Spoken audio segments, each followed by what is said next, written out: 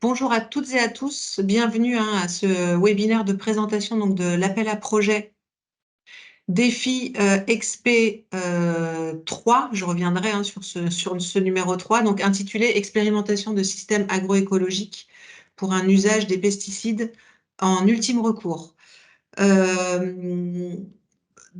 Effectivement, donc en 2 mots, cet appel à projet est le troisième d'une série d'appels à projet visant à financer le dispositif d'expérimentation, le sous-réseau d'expérimentation du dispositif DEFI dans le cadre du plan Ecophyto. Donc il en est à sa troisième édition, donc un renouvellement des projets d'expérimentation pour les 6 prochaines années. Donc on reviendra dans le détail de ce calendrier. Juste quelques mots quand même, voilà, pour repositionner un petit peu le lancement de cet appel à projet dans le contexte actuel Ecophyto, et notamment peut-être que vous avez des interrogations suite aux annonces qui ont pu être faites la semaine dernière par le Premier ministre. Donc voilà, pour clarifier quand même les choses sur le fait que le lancement de cet appel à projet a bien été validé et n'est pas remis en question. Donc voilà, pour que les choses soient tout à fait claires par rapport à ça. Euh, Vous dire que cette présentation se déroulera également en 2 temps. Donc, on vous présentera dans un premier temps les aspects techniques de cet appel à projet. Donc, quand je dis nous, c'est donc les membres de la cellule d'animation nationale réunis aujourd'hui. Donc, Émeric Monet et André Chabert pour la coordination du réseau Défi XP à l'ACTA qui se présenteront juste après, et donc moi-même, Virginie Brun, chef du projet Défi. Et puis donc un second temps pour la partie administrative de cet appel à projet avec une présentation par Gaël Hems de l'OFB, de l'Office français de la biodiversité. Quelques détails pratiques avant de lancer la présentation. Donc vous aurez la possibilité de poser vos questions par écrit au cours de ce webinaire. De préférence, vous pouvez utiliser l'onglet Q&R pour questions et réponses que vous devriez voir en haut de votre écran. Voilà, en précisant bien, s'il vous plaît, vos noms, prénoms et structures avant de poser votre question. Donc, on y répondra à l'oral ou par écrit. Vous dire également donc que ce webinaire sera disponible en replay donc dès qu'il sera terminé. Donc, il sera mis en ligne ce soir ou demain, et qu'il sera accompagné également d'une FAQ qui sera mise en ligne au plus tard la semaine prochaine, si possible en fin de semaine, et qui sera mise à jour au fil de l'eau en fonction des questions qui nous seront remontées. Voilà, je ne vais pas être plus longue, je vais laisser la parole à mes collègues, donc Émeric Monet et André Chabert, pour l'équipe Défi XP, pour vous présenter le contenu de cet appel à projet. Merci à tous. Merci Virginie. Donc, je vais commencer. Donc, je suis effectivement Émeric Monet de l'ACTA et membre de la cellule d'animation nationale Défi. Et donc, avec André Chabert, on va vous présenter un peu le contenu de cet appel à projet dont Virginie a annoncé le titre.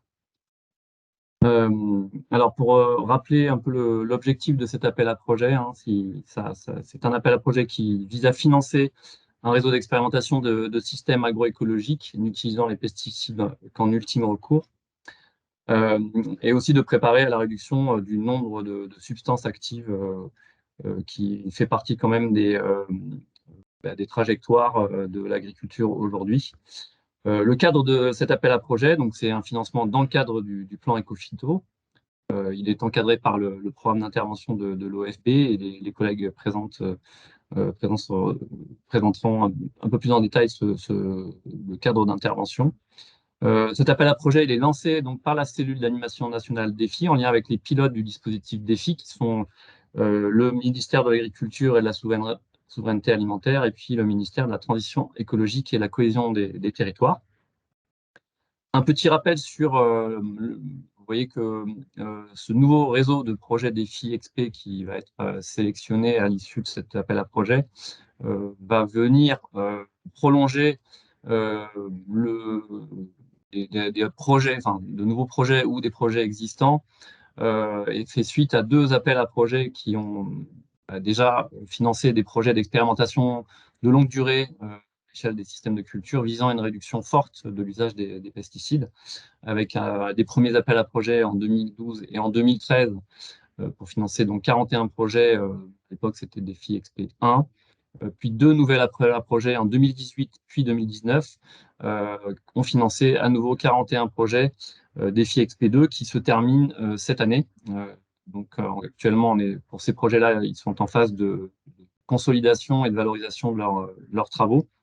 Donc ces appels à projets s'inscrivaient dans les plans Ecophyto 2018 et les plans Ecophyto 2 et 2+.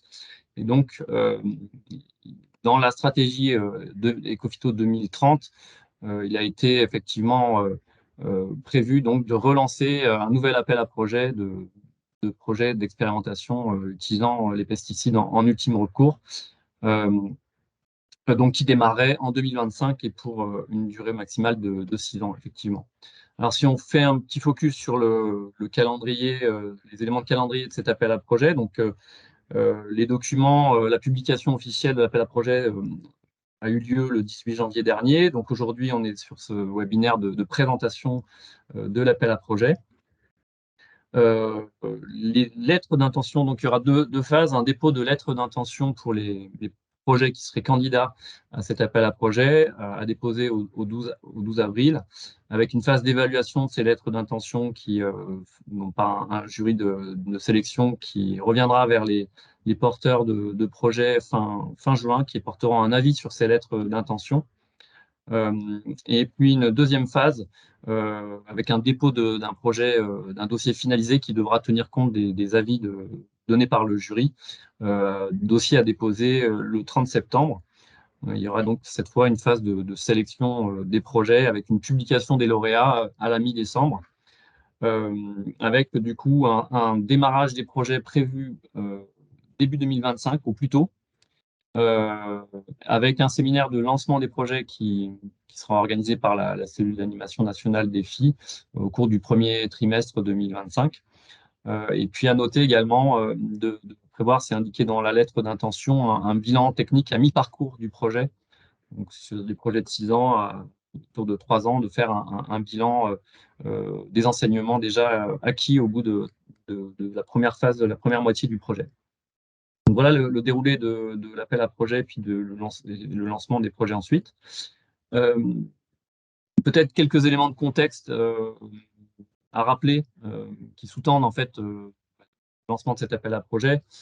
Donc quelques éléments de contexte, je ne vais pas m'étendre forcément, mais à avoir en tête, qui sont un peu les drivers de la constitution et du relancement d'un nouvel appel à projet autour de la notion de One Health, que ce soit la santé de l'environnement, la santé des utilisateurs, la santé humaine, et le dérèglement climatique, le développement de résistance aux produits phytosanitaires, l'émergence de nouveaux bioagresseurs ou l'évolution de la pression des bioagresseurs, et puis un contexte aussi qui va vers une tendance à retrait de substances actives pour celles qui ont les profils toxicologiques les plus défavorables. Ces éléments de contexte, éventuellement d'autres, justifient la mise en place d'un réseau d'expérimentation de systèmes en rupture forte vis-à-vis de l'utilisation de produits phytosanitaires, avec, en poursuivant plusieurs objectifs. Donc évidemment, la réduction de la dépendance aux pesticides en général.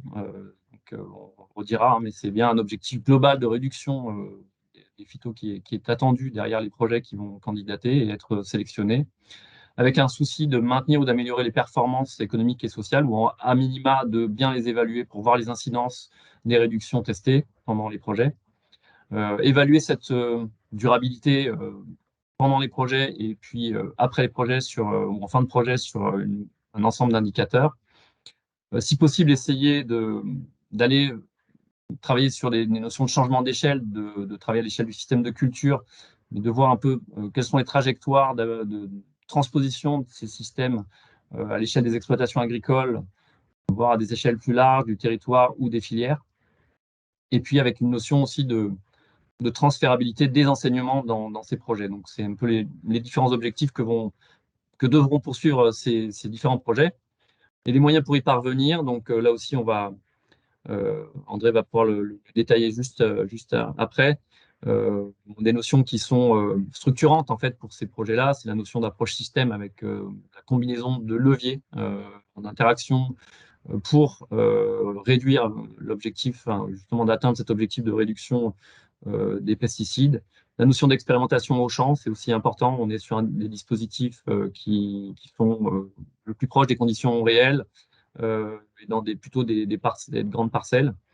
Et puis, ce qui sous-tend aussi les choix qui sont faits dans les leviers d'action, c'est la notion de protection intégrée des cultures et d'agroécologie, qui étaient déjà des principes d'action importants dans les précédents appels à projets et qui ont à nouveau été, on va dire, confirmés dans le choix des stratégies pour atteindre ces objectifs de réduction de la dépendance aux phyto. Et puis le dernier élément aussi dans les moyens, c'est la notion d'évaluation multicritère qui vise justement à voir les incidences de ces changements de stratégie sur d'autres indicateurs que la seule dépendance au phyto. Je passe la parole, André, pour la suite. Oui. Bonjour à tout le monde. Donc peut-être quelques éléments sur un peu les attentes vis-à-vis des projets. Enfin, pourquoi des essais systèmes, quoi, on peut se poser la question. En fait, c'est un peu le seul moyen d'expérimenter les systèmes de culture et d'avoir une approche globale de ces systèmes et pour pouvoir les reconcevoir d'une manière assez complète. Et donc, cette reconception est attendue pour des réductions importantes de produits phytosanitaires. Donc, elles permettent de mobiliser in situ les combinaisons de leviers. Hein, c'est pour que les stratégies de gestion de bioagresseurs soient complètes et ce qui est indispensable pour cette réduction importante, quoi. Donc, on peut mobiliser un ensemble de leviers sur les bioagresseurs. Donc, ces expérimentations portent vraiment sur tout le système technique et se déroule aussi sur un pas de temps long, hein. Donc ce qui permet certaines choses, c'est d'étudier des interactions multiples sur le terrain, hein. Donc il y a une complexité entre l'itinéraire technique, les successions, les cépages, enfin beaucoup de choses, l'agroécologie. Il y a des conséquences aussi profondes sur les systèmes et donc ça peut être évalué expérimentalement. Donc ces essais ont l'avantage de permettre l'installation au sein des parcelles d'équilibre écologique. On pallie aussi par la durée à l'effet année sur différentes performances, sur des rendements ou sur des IFT ou d'autres performances.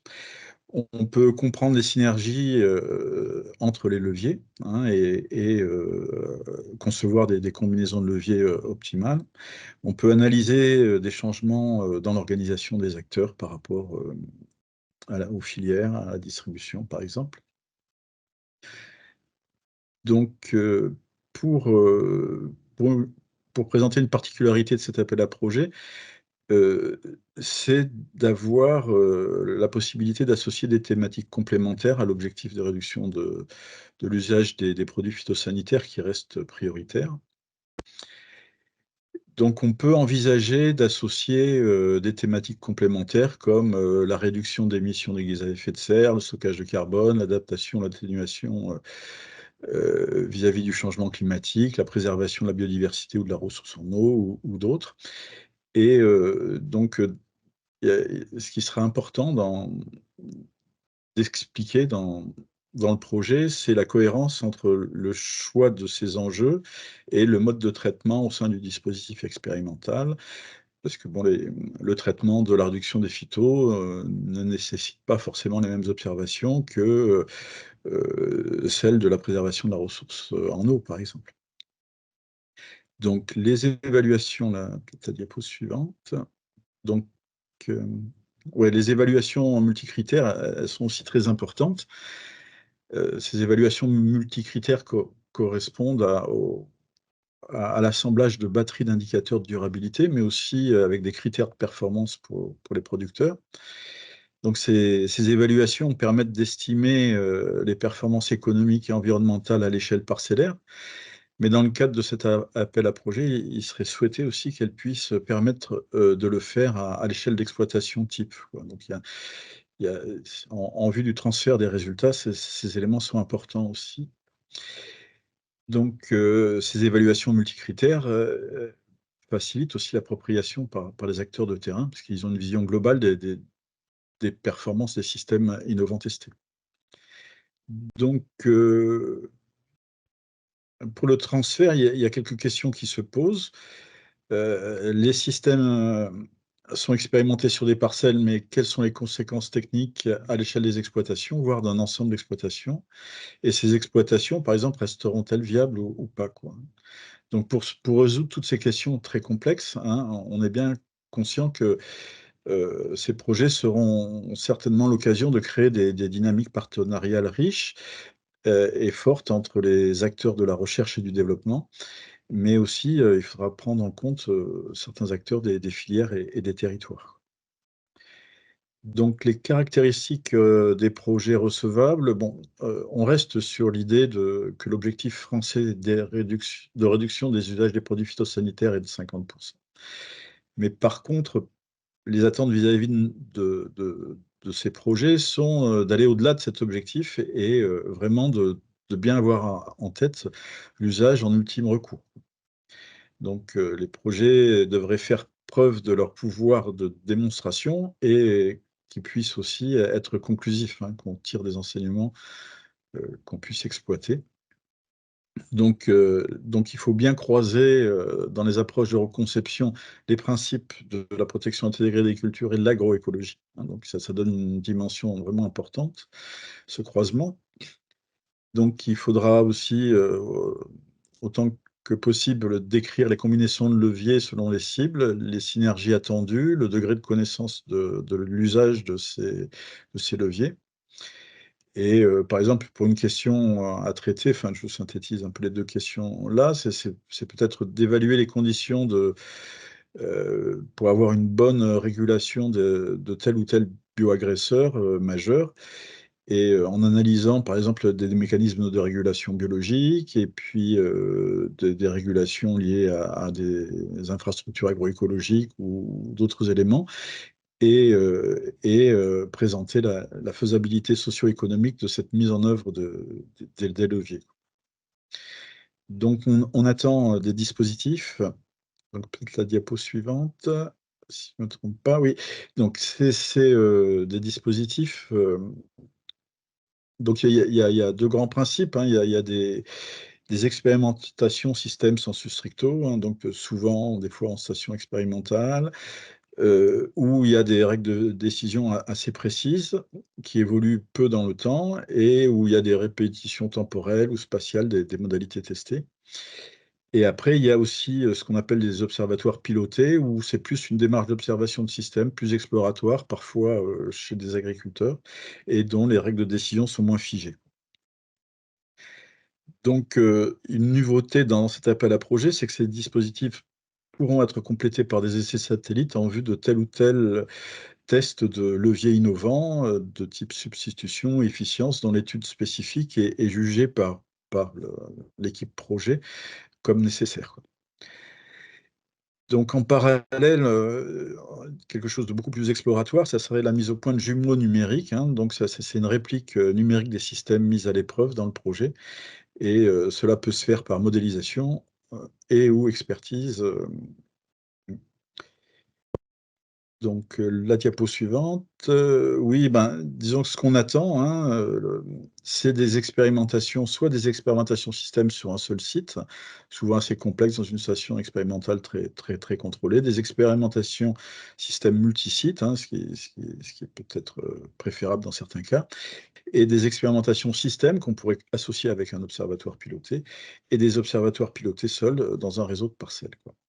Donc, là, il y a un peu ce qui est nouveau, c'est des essais satellites et la possibilité de faire peut-être des réseaux d'essais satellites, voire peut-être des essais satellites interprojets. Enfin, bon, ça, c'est à voir et envisager des jumeaux numériques. Donc, ben, merci de votre attention pour ma part. Alors, autre élément, effectivement, qui figure dans les documents là, dans le règlement de l'appel à projet, qu'on n'aura pas forcément, enfin, la présentation qu'on vous fait, elle ne reprend pas forcément tous les éléments, hein, qui figurent dans cet appel à projet. Donc là, sur la question des données, donc effectivement, les dispositifs sont amenés à collecter un certain nombre d'informations, à la fois sur la conduite des cultures dans les différentes filières qui représenteront les projets. Il y a des itinéraires techniques, il y a des mesures et observations. Pour ce qui concerne les données relatives aux pratiques de conduite de culture et aux règles de décision, il est attendu que les projets saisissent ou transfèrent leurs données dans le système d'information AgroSyst, qui est le système d'information du réseau DEFI. Donc soit en saisie directe, soit en transfert de données depuis un outil interopérable avec ce système d'information-là. On en a cité au moins 2 qui le sont, en tout cas, Cister et Mes-Parcelles. Il y a également un autre élément ce qui va être attendu dans la proposition qui sera faite par les candidats, c'est aussi de positionner le projet par rapport à d'autres éléments de contexte, et puis la contribution aux travaux de la cellule d'animation nationale DEFI, hein, qu'on a appelé Cannes DEFI. Donc préciser le positionnement du projet par rapport aux nombreux projets de l'écosystème R&D sur cette thématique éco-phyto, hein. On a cité le plan prioritaire de recherche cultivée et protégée autrement d'INRAE, l'axe des projets qui sont financés dans l'axe recherche d'éco-phyto, le CASDAR. Là, il y aura également, dans le cadre de la stratégie éco-phyto, enfin stratégie 2030, des projets financés par le PARSADA par filière, avec plutôt une entrée par filière. Il y aura la question du lien avec le dispositif DEFI Ferme en particulier, mais aussi d'autres collectifs engagés dans la réduction de l'usage des pesticides. Donc, surtout dans la construction de ces projets-là ou dans le suivi des projets, il sera important d'arriver à faire des liens avec ces dispositifs ou ces autres projets. Il faudra également participer au séminaire de lancement des projets qui sont retenus, mais aussi aux autres événements organisés par la cellule d'animation nationale, qui finalement est peut-être aussi une des particularités du réseau DEFI, c'est d'avoir une animation en lien avec le réseau Ferme, qui permet d'associer ce dispositif de projet d'expérimentation avec un dispositif d'accompagnement et de suivi de groupes d'agriculteurs, dont l'objectif commun est de réduire l'usage des produits phytosanitaires. Il faudra bien sûr décrire la cohérence entre les objectifs du projet et le partenariat qui est proposé, et les compétences du porteur de projet. Donc, ce qui est attendu, c'est aussi qu'il y ait le CV du porteur de projet qui soit joint à la lettre d'intention, et puis d'expliciter aussi les modalités de dissémination des connaissances ou des références acquises dans le projet et les modalités de transfert. Sachant que la cellule d'animation a aussi ses propres canaux de diffusion de résultats, notamment via la plateforme Ecophytopic, hein. Je pense que le portail, vous le connaissez tous, et si vous regardez déjà les ressources disponibles sur les projets DEFI XP et le réseau DEFI en général, il y a déjà pas mal de ressources disponibles, donc ça fait partie des canaux de diffusion des résultats. Et puis l'avis du projet, à savoir également que ce qui est attendu, c'est au moins un comité de pilotage par an qui réunit les différents partenaires, auxquels sont invités les membres de la cellule d'animation nationale DEFI, l'ADRAF, l'OFB, les ministères. Voilà. En tout cas, il y a un comité qui doit montrer que le projet il avance, il est suivi, il est structuré, et le programme d'expérimentation se passe comme prévu autant que possible. Des livrables annuels et un bilan technique qui seront demandés aux projets qui conventionneront ensuite. Voilà quelques éléments structurant ces différents projets. Donc un petit rappel du processus, hein. Donc aujourd'hui, on a ce webinaire d'échange. Il y aura comme l'a indiqué Virginie, il y aura une foire aux questions sur le portail Ecophytopic, qui sera mise en ligne donc rapidement, avec un point de contact. Si vous avez des questions à adresser, je vous invite à le faire à cette adresse-là. Et on alimentera la foire aux questions. Donc les lettres d'intention, le CV du porteur de projet et la lettre d'engagement qui sera jointe dans une nouvelle version de la lettre d'intention, parce qu'on s'est rendu compte que la trame de lettre d'engagement n'y figurait pas dans le dossier, que dans la trame de la lettre d'intention que vous avez peut-être déjà téléchargée. Donc, on mettra une nouvelle version. Tout ça sera déposé avant le 12 avril minuit en heure métropolitaine, par mail à ces deux adresses, hein, Cellule Défi et Réseau Défi et Cofito DGPE. Donc, il y aura un avis du jury de sélection qui sera remis autour de la mi-juin et du coup, les dossiers finalisés à remettre avant le 30 septembre 2024. Et donc, la publication des lauréats vers la mi-décembre, donc en fin d'année. Donc, les projets démarreront au plus tôt au 1er janvier 2025 pour une durée maximale de 6 ans. Et avec un montant maximal de la subvention indicative annuelle demandée de l'ordre de 80 000 € par an, en sachant que l'OFB subventionne à 75% le coût complet du projet. Mais je vais du coup passer justement la parole aux collègues de l'OFB et arrêter mon partage d'écran. Et on passera ensuite à la phase de questions-réponses à l'issue de cette présentation. Donc, bonjour à tous, Gaëlle Hems, je suis chef du pôle administratif et financier de la Direction générale déléguée à la mobilisation de la société à l'OFB. Et donc, je vais vous présenter avec ma collègue Annie Féculaxis les règles d'intervention de l'OFB, puisque le programme Ecofito est soutenu par l'Office français de la biodiversité selon les règles d'intervention qui s'appliquent à l'OFB et qui sont spécifiques au programme Ecofito pour la partie Ecofito. Donc, on va vous présenter les principales règles du programme d'intervention. Donc, on commence par rappeler ce qu'est une subvention. Donc, une subvention, c'est une aide qui est accordée pour soutenir un projet qui est porté par un bénéficiaire tiers. Il n'y a pas de contrepartie directe pour l'OFB et pas d'implication de l'OFB dans la mise en œuvre du projet. Les projets soutenus, donc en l'occurrence, s'inscrivent dans le cadre du plan Ecofito et ils visent à soutenir la biodiversité et l'eau conformément aux missions de l'OFB et à la stratégie d'intervention. On soutient uniquement des projets et pas du fonctionnement, mais tout ça est bien cadré dans le cadre de l'appel à projet qui vient d'être présenté. Donc les dépenses qui sont éligibles le seront dans le cadre de ce projet à compter du 1er janvier 2025, puisque c'est la date de démarrage des projets qui est attendue dans le cadre de l'appel à projet. Le principe, c'est une éligibilité de principe de toutes les dépenses directes, sous réserve de leur caractère nécessaire, raisonnable et proportionné. La TVA, on reviendra sur tous ces points, hein, mais ce sont les grandes lignes. Donc la TVA est éligible si elle n'est pas remboursée. Donc si vous n'êtes pas assujetti à la TVA. Le personnel permanent ou non permanent spécialement recruté sur le projet peut être éligible en fonction des éléments sur lesquels on reviendra. En particulier, le personnel permanent des établissements publics n'est pas éligible dans le cadre du programme d'intervention, avec une exception pour le personnel permanent du réseau des chambres d'agriculture pour les actions structurantes, dans le cadre de cet appel à projet donc. Et les dépenses de déplacement sont éligibles, sous réserve d'un plafond que je vous présenterai également. Il y a aussi des frais indirects qui peuvent être intégrés au projet dans la limite de 15% des dépenses éligibles. Sur la diapo suivante, du coup, je vous rappelle le taux plafond de subvention qui est de 75% des dépenses totales du projet ou du montant des dépenses éligibles.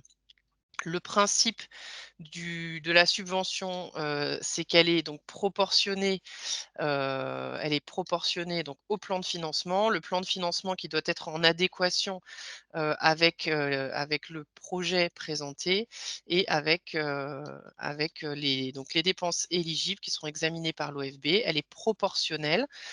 Voilà. La subvention se fait contre obligation du bénéficiaire, donc une obligation de réaliser l'action, une obligation de suivi technique et financier et une obligation de conformité et de régularité. Vous devez respecter les règles normales de réalisation d'un projet et pas commettre d'infraction pendant la réalisation du projet. Il y a une interdiction de reversement de la subvention, sauf si c'est mentionné dans le dossier d'aide que vous allez reverser une partie de la subvention et que donc vous avez notre accord et qu'on le formalise dans le cadre du contrat qui nous liera.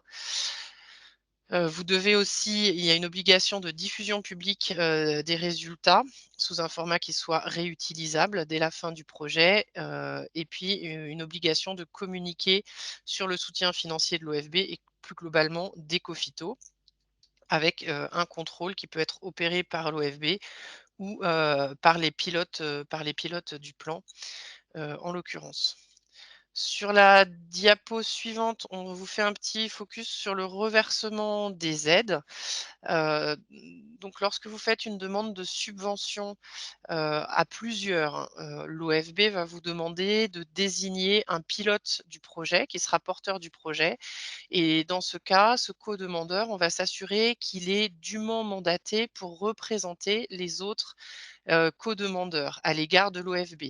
Donc en pratique, ce co-demandeur sera mandataire et il va signer au nom et pour le compte des autres co-demandeurs.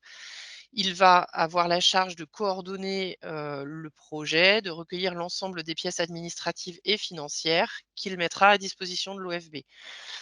Et une fois que nous aurons signé la convention d'aide, ce co-demandeur assurera le reversement auprès des autres co-bénéficiaires.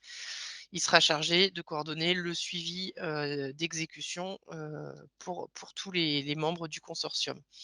Donc en pratique, hein, même quand il y a un consortium, les obligations qu'on est en train de vous présenter, elles s'appliquent à chaque bénéficiaire qui va percevoir une quote-part d'aide, hein, qui demande un soutien financier dans le cadre de sa appel à projet.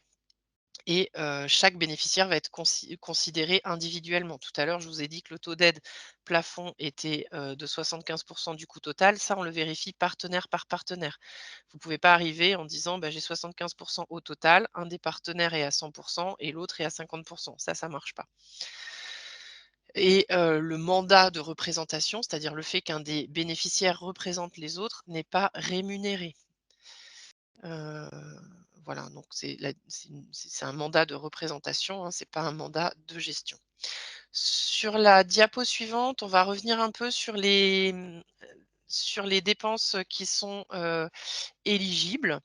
Donc la première chose qu'il faut comprendre, c'est qu'il y a la notion des dépenses totales, c'est-à-dire le coût, les dépenses que vous allez faire pour réaliser le projet. Et une fois que vous nous transmettez ça, nous, ce qu'on va regarder, c'est dans la totalité des dépenses, lesquelles sont éligibles.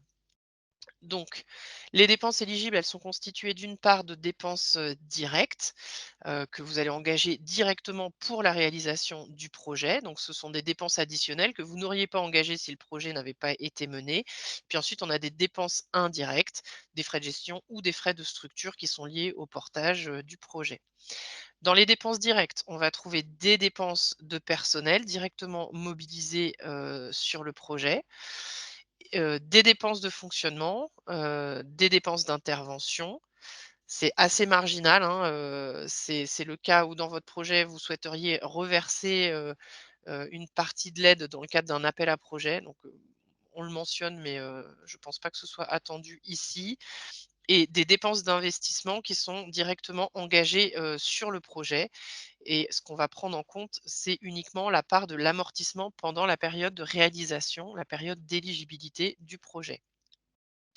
Donc par principe, les dépenses directes sont éligibles, mais toutefois, on a certaines règles particulières qui sont déterminées par le programme d'intervention. Donc une partie, il peut y avoir des plafonds, il peut y avoir des postes de dépenses qui ne sont pas éligibles, je vais vous préciser lesquels.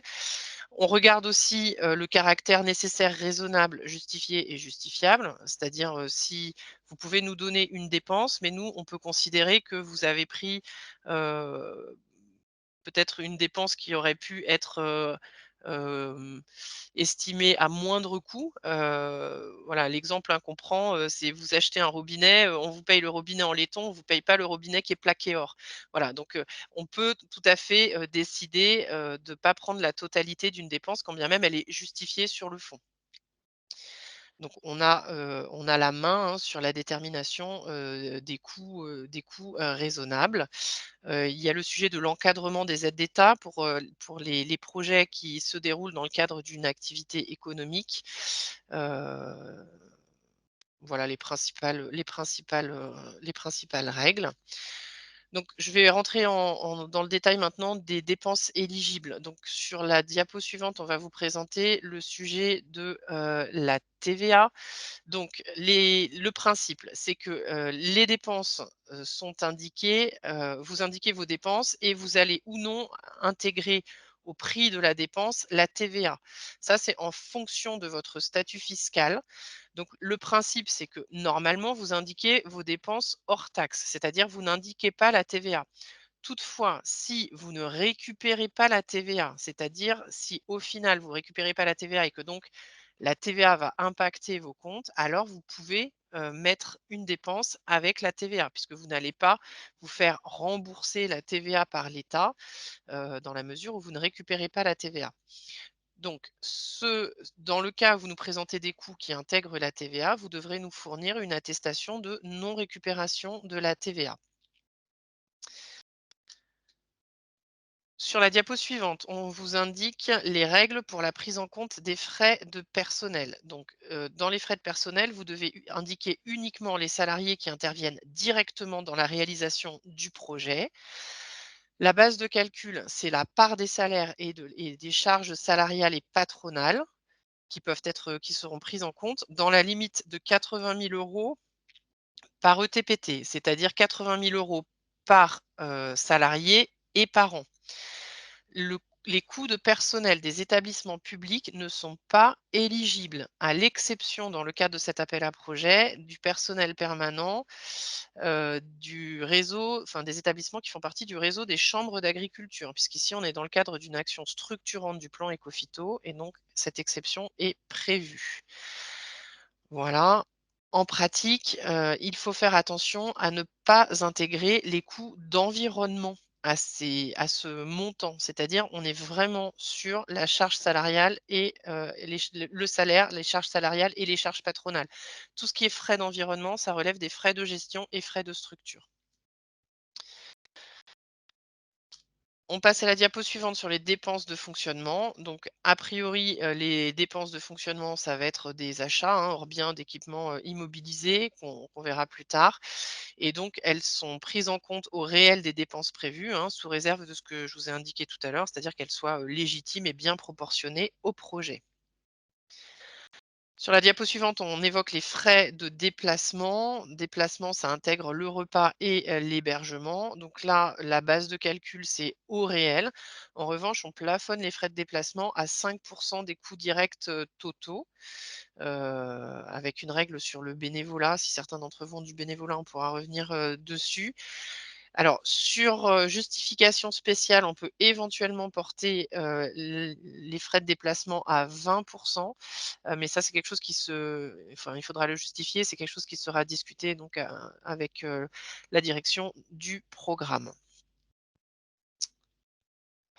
Sur les dépenses d'investissement, sur la diapo suivante, merci. Du coup, les dépenses qui sont prises en compte à hauteur du montant des amortissements constatés pendant la période d'éligibilité des dépenses. C'est-à-dire, en fait, on ne rembourse pas le coût d'acquisition initiale du matériel ou son renouvellement. Ce qu'on prend en charge, c'est la part d'amortissement sur la durée du projet. Donc, l'amortissement est calculé selon votre plan comptable.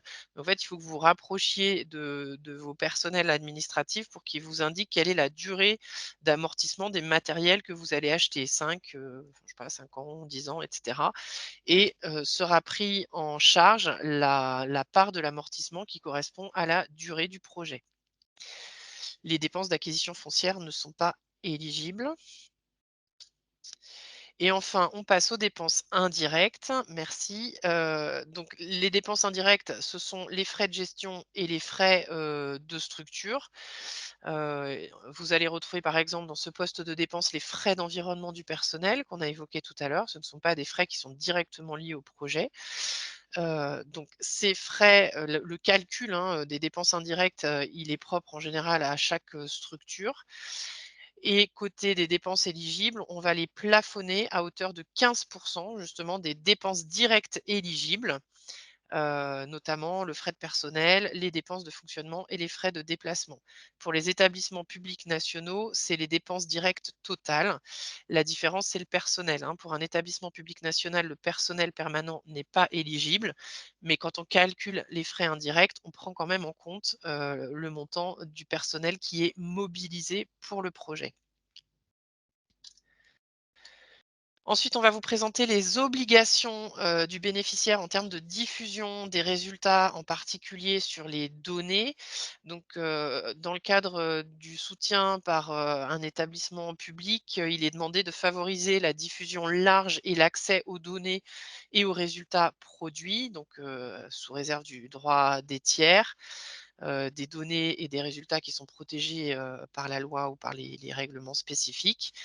On vous demande des données qui sont en conformité avec les référentiels techniques des systèmes d'information, qui vont être en particulier si vous rentrez dans le cadre des systèmes d'information animés et coordonnés par l'OFB, donc SIE, SIB, système d'information sur l'eau, système d'information biodiversité, système d'information milieu marin. Et on vous demande de diffuser ces informations au plus tard à la date d'échéance de l'acte attributif, donc au plus tard à la date d'échéance de la convention de subvention.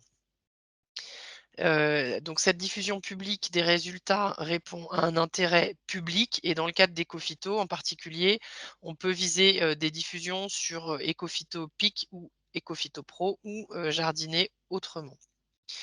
La question de la propriété des résultats n'est pas en jeu, hein. Vous restez le seul bénéficiaire des résultats, mais on vous demande que vous les diffusiez largement.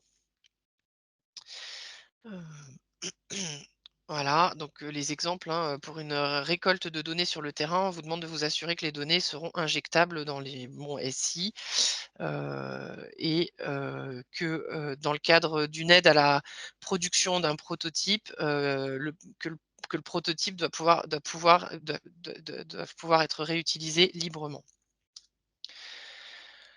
Ensuite, on va passer à l'obligation de valorisation du plan Ecofito et du rôle de l'OFB. Donc, toute communication autour du projet devra mentionner que l'action est réalisée dans le cadre du plan Ecofito, selon la mention qui s'affiche à l'écran, avec les logos à la fois du gouvernement, d'Ecofito, et celui qui mentionne le soutien financier de l'OFB.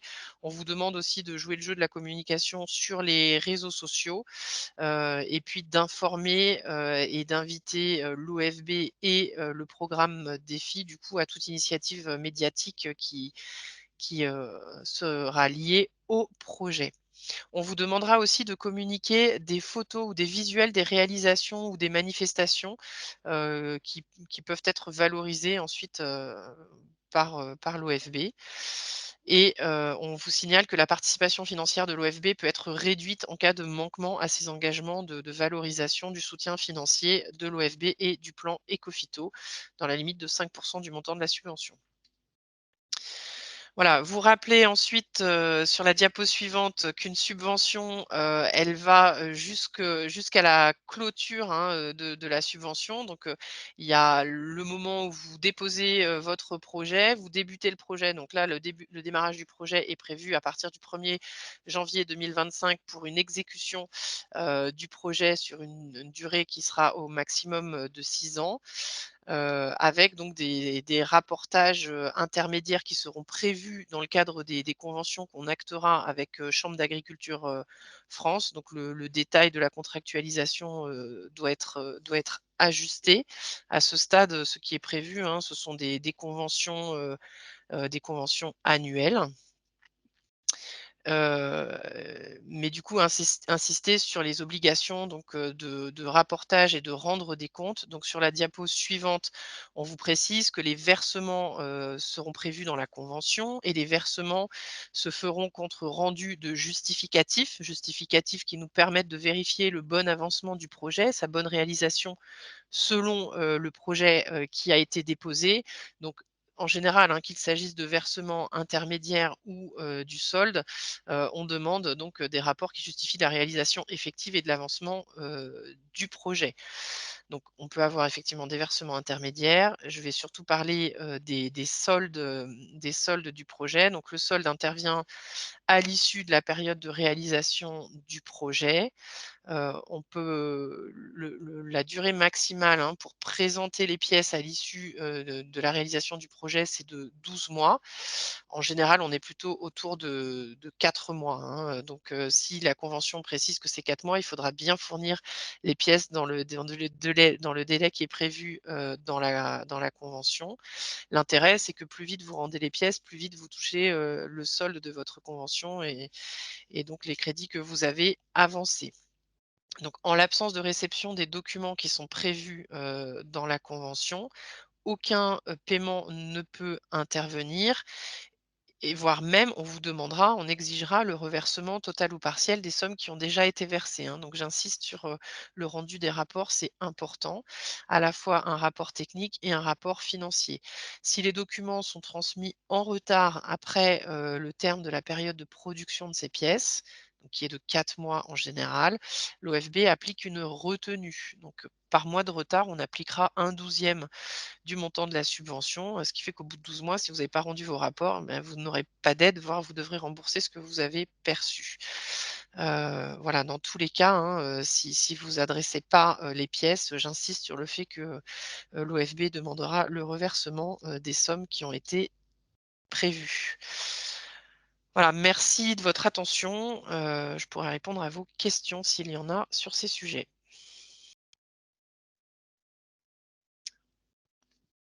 Merci beaucoup, Gaëlle.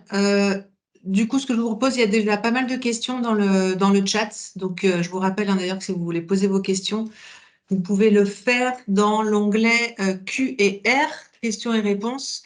En fait, on va plutôt y répondre à l'oral plutôt qu'à l'écrit, sachant de toute façon que l'ensemble des questions que vous posez dans le chat, on les reprendra dans la FAQ et donc on y répondra aussi par écrit. Du coup, je vais distribuer la parole. Il y a une première question donc, de Adeline Allard qui demande ce que sont des jumeaux numériques. Donc, je vais peut-être plutôt laisser André Chabert répondre à cette question. Je crois que c'est toi, André, qui a précisé quand tu présentais un petit peu les différents dispositifs expérimentaux possibles. Tu as parlé de jumeaux numériques. Et du coup, j'en profite parce qu'il y a Élodie Bettencourt aussi qui a posé une question et qui demande si on peut revenir sur la notion d'observatoire piloté versus réseau d'essais satellites. Quelles sont les principales différences? Donc peut-être que tu peux nous refaire une petite explication sur l'ensemble de ces dispositifs expérimentaux prévus. Oui, oui. Donc, je vais peut-être commencer. Pardon. Oui, je vais commencer par les jumeaux numériques. Donc, c'est une notion un peu nouvelle, hein, qui vient plutôt de l'ACTA, de son service informatique et numérique. Et c'est plus une perspective, quoi. Et on va pas demander. C'est une possibilité, hein, c'est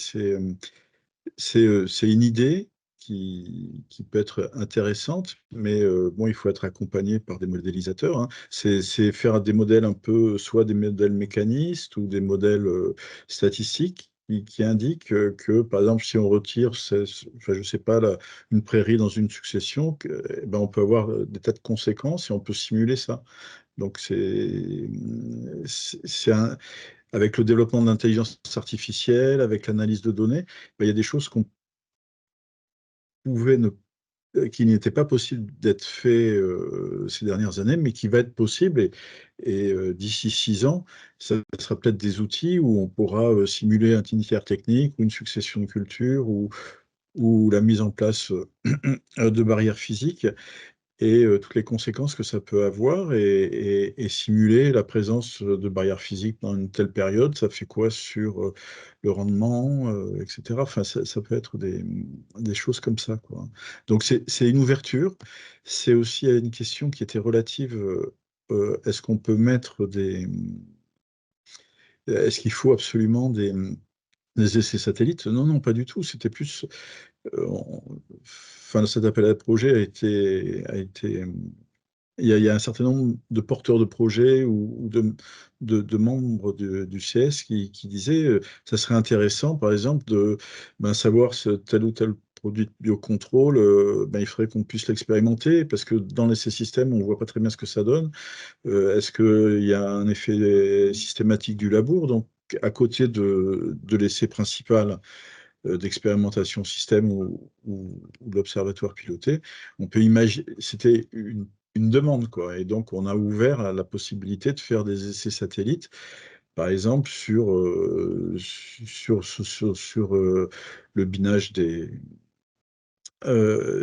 maïs ou des choses comme ça, et faire un petit réseau là-dessus qui compléterait l'intérêt de cette technique par rapport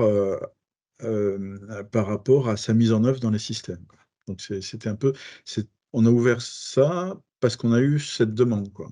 Et donc, comme l'ensemble du CS a trouvé ça intéressant, ça a été rajouté, quoi. Mais ça n'a pas de caractère obligatoire, hein. C'est plus une possibilité supplémentaire pour compléter les informations issues de l'essai système. Mais bien sûr, ça peut être que complémentaire, hein.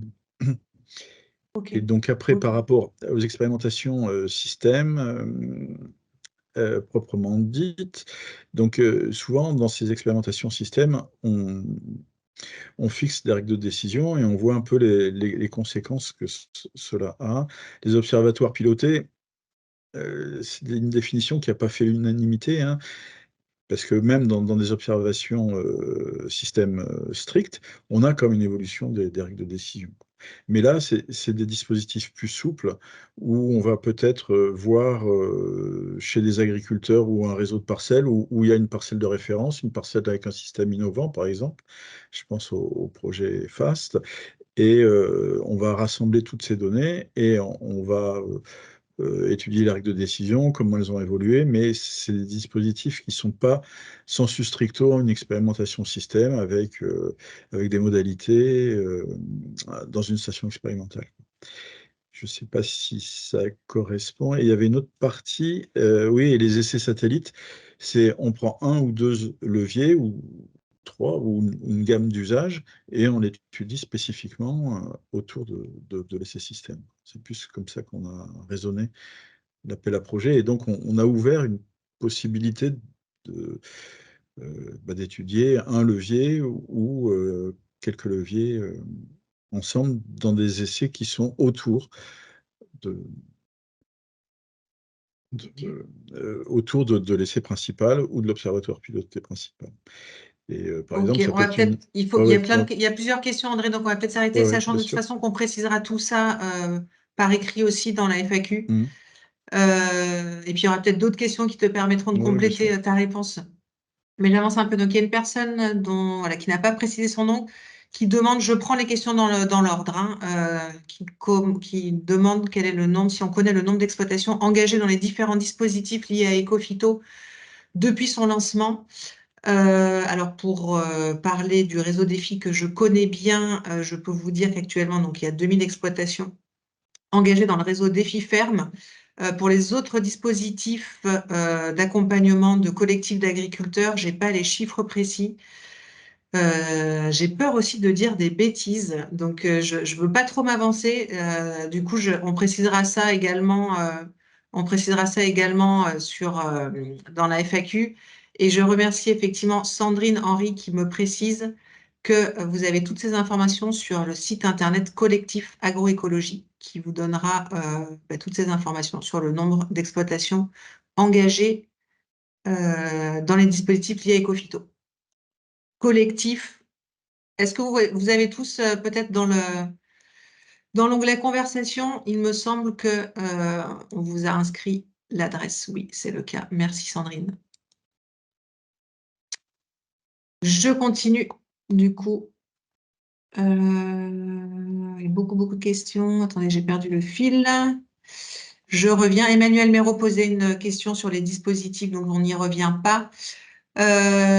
Rémi Bauduin de l'IFPC demande quelle sera la forme du retour sur les lettres d'intention en juin, sous forme de recommandations, sous forme de notes de type A, B, C, etc. Il faut qu'on clarifie encore les choses à notre niveau, mais on partait sur un retour sous forme de notes de type effectivement A, B, C. Aymeric, tu complètes, mais s'il faut. Oui, non, c'est ça. au niveau de la lettre d'intention. Après, pour le dossier finalisé, ça sera sans doute un peu différent. Enfin, mais effectivement, pour la lettre d'intention, on partait plutôt sur ce principe-là, ouais. On a ensuite une question de Julie Zanetti de la Chambre d'agriculture de Normandie qui nous demande si on a des exemples de projets XP, donc dans les précédents appels à projets, qui illustrent particulièrement bien la mise en place d'une dynamique partenariale à l'échelle de filières ou d'un territoire. J'en ai un en tête, mais Aymeric ou André, je pense que vous saurez mieux que moi répondre à cette question. Je pense au projet R2D2 sur la production de colza, mais il y en a peut-être d'autres. Oui, bah, c'est vrai que c'est sans doute ce projet-là qui a intégré au démarrage du projet aussi des coopératives agricoles du territoire avec une approche d'un dispositif qui regroupait un collectif d'agriculteurs avec une gestion globale du coup de la question des problématiques liées aux coléoptères sur le colza et des résistances aux insecticides. Donc celui-là, il est un petit peu emblématique d'une approche territoriale qui a réuni aussi les acteurs de la coopération. Voilà, donc ça, c'est vrai que c'est peut-être ce projet-là qui... c'est un seul projet qui a eu cette dimension un peu territoriale. Je pense que c'est inscrit dans l'appel à projet parce que c'est aussi quelque chose sur lequel il faut progresser. Enfin, c'est une incitation à construire des projets qui peut-être impliquent mieux, enfin, autant que possible, les structures de collecte ou de transformation dans les territoires pour essayer de construire avec eux des évolutions des systèmes parce que on sait bien que l'agronomie seule ne résoudra pas, enfin, elle apportera évidemment des choses sur ce qu'on essaye de construire, c'est-à-dire des systèmes qui soient moins dépendants des produits phytosanitaires, mais il y a la question derrière de l'organisation des filières et des territoires qui reste posée. Donc que ce soit la conception des projets, ouais, c'est ça, la conception des systèmes qui vont être testés dans les parcelles expérimentales chez les agriculteurs ou dans des stations. Je pense que c'est intéressant que ces acteurs-là soient dans le tour de table pour voilà, aider la conception, pour suivre aussi les résultats. Mais si ça peut être aussi embarquer, élargir le scope, enfin, l'échelle de travail directement avec ces acteurs-là. Maintenant, la modalité, on sait qu'elle est peut-être compliquée aussi à construire. Donc voilà, à part R2D2, alors il y en a peut-être d'autres de projets qui m'échappent, j'ai pas forcément tous les partenariats en tête. Ce qui est sûr, c'est que ce qui est intéressant aussi, c'est une autre forme, on va dire, d'association, c'est de provoquer des temps d'échange avec ces structures-là, de l'aval en particulier, dans la présentation des résultats.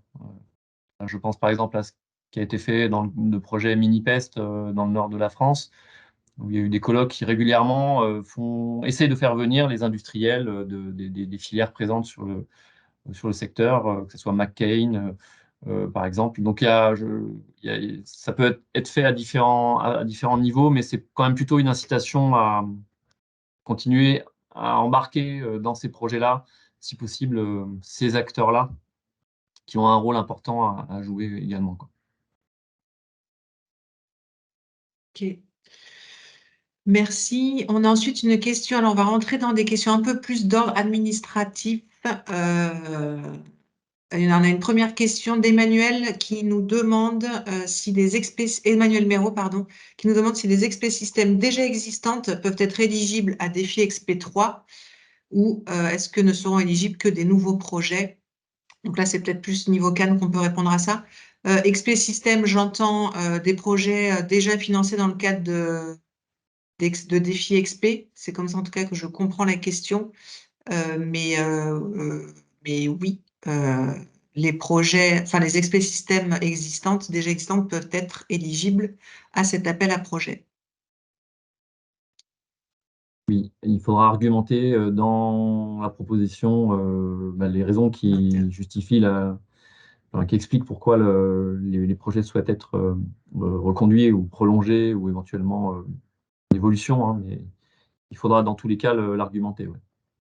Je crois qu'il y a d'ailleurs, il y a une question spécifique pour les projets qui demandent qui demande à être reconduit. Ensuite, on a une question de Grégoire Fauvin qui demande pour le financement des projets, au-delà de la subvention à hauteur des 75% de la dépense totale, est-il possible d'avoir d'autres sources de financement? Oui, donc le principe, hein, c'est en effet, que vous trouviez le complément, à ces financements. Donc, oui, absolument, vous pouvez vous faire cofinancer par ailleurs. Donc soit c'est de l'autofinancement, hein, soit c'est des financements complémentaires que vous allez chercher par ailleurs. Donc, il n'y a pas de difficulté à cumuler l'aide de l'OFB avec celle d'autres financeurs.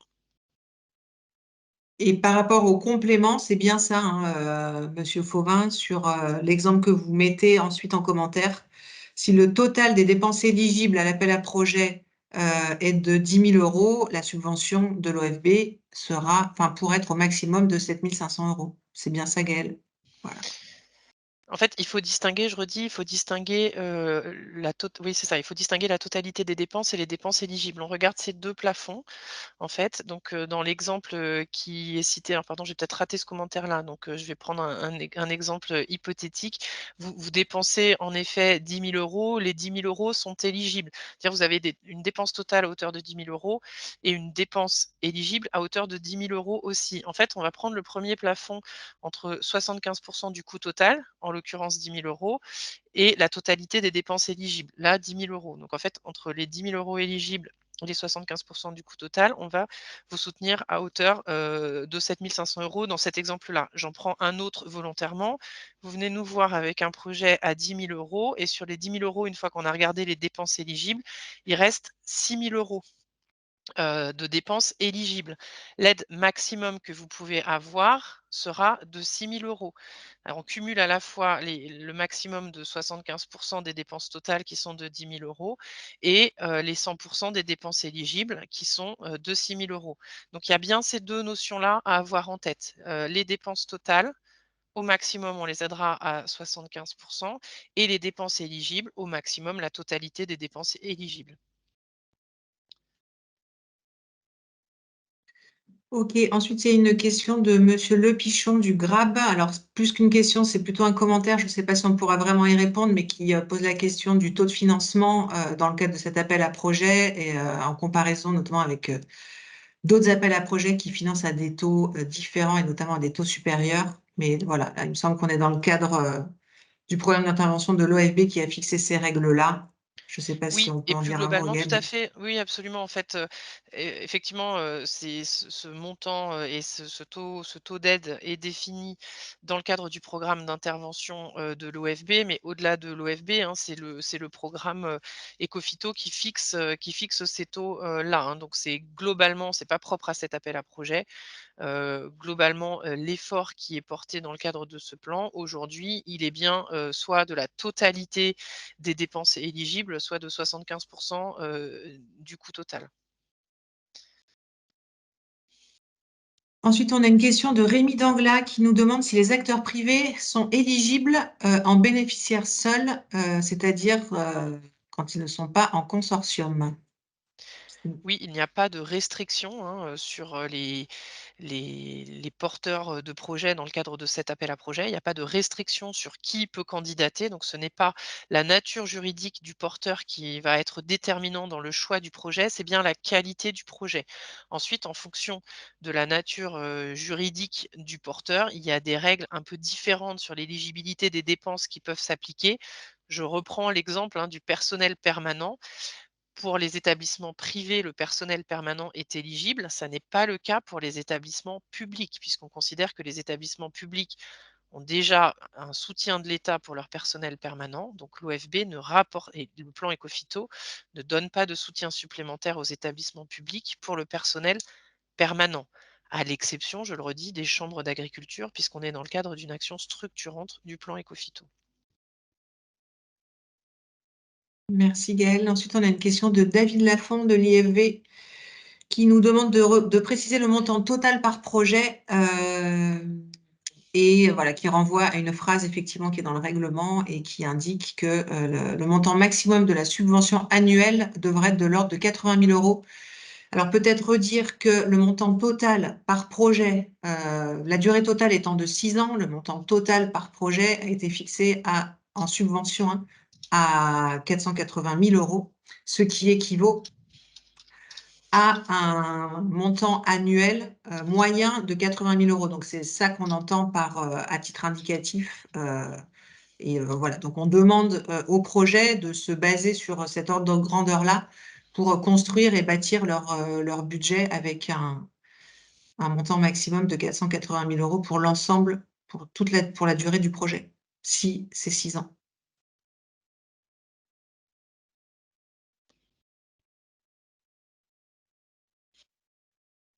Mais c'est comme ça en tout cas que ce montant indicatif annuel a été calculé.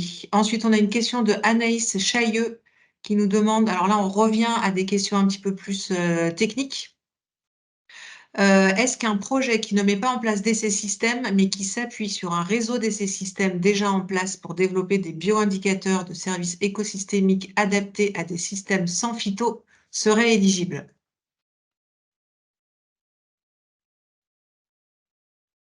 Est-ce que tu peux répéter la question? Alors, vous l'avez pas sous les yeux? Si, Non, je ça, l'ai pas. vu, ouais.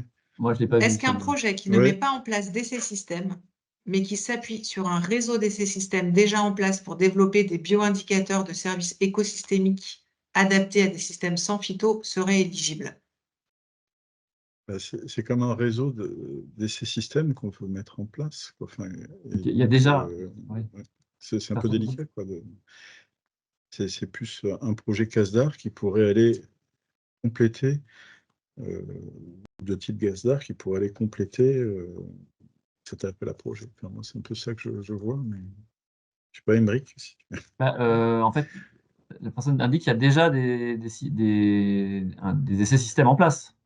Oui, ce que je comprends de la question, moi, c'est quelqu'un qui voudrait aller échantillonner tel ou tel indicateur biologique dans un réseau d'essais, que ce soit la biomasse microbienne, des vers de terre, des carbone, je ne sais quoi, dans les expérimentations système, mais comme les expérimentations système ne sont pas forcément homogènes, ça devient vite compliqué, quoi. Enfin, a priori, quoi.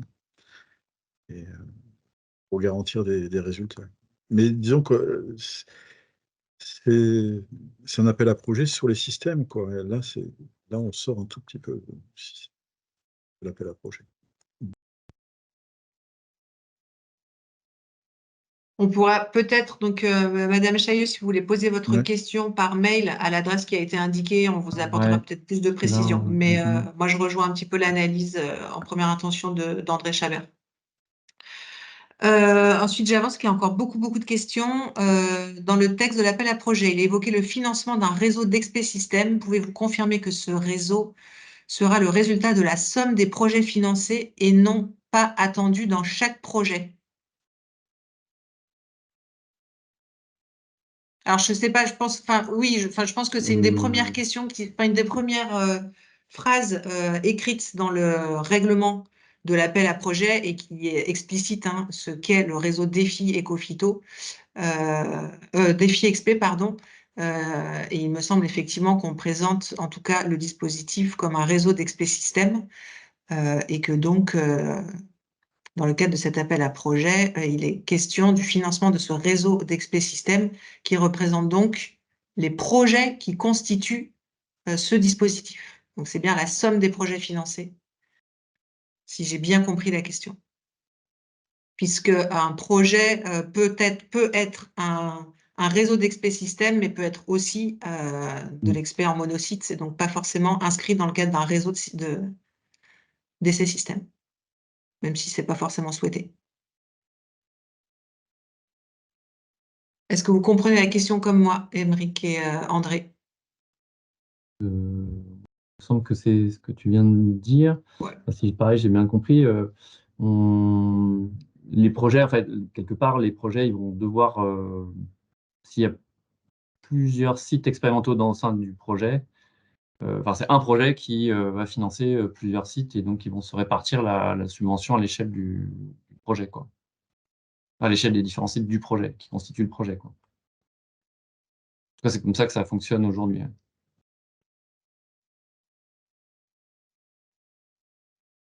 On précisera ça aussi à l'écrit. C'est difficile de vous donner la parole parce que vous êtes trop nombreux en fait pour préciser vos questions. Ensuite, on a Julien Chetty du projet Aircan qui nous dit donc l'objectif de réduction de l'IFT a été très ambitieux, 75%. L'objectif n'a pas été atteint au cours de la V2. Pour la V3, peut-on maintenir cet objectif ou il faudra fixer un objectif encore plus ambitieux en termes de réduction? C'est ce qui est indiqué, c'est au moins 50% de réduction d'un IFT de référence, mais il y a la volonté d'aller. Enfin, l'idée de ces projets, hein, c'est quand même d'essayer d'être le plus possible en rupture et de prendre des risques à la place des producteurs. Donc, il y a un minimum d'objectifs de réduction, mais il n'y a pas de maximum, quoi. Donc, je ne sais pas si ça répond à la question, mais oui, il faut.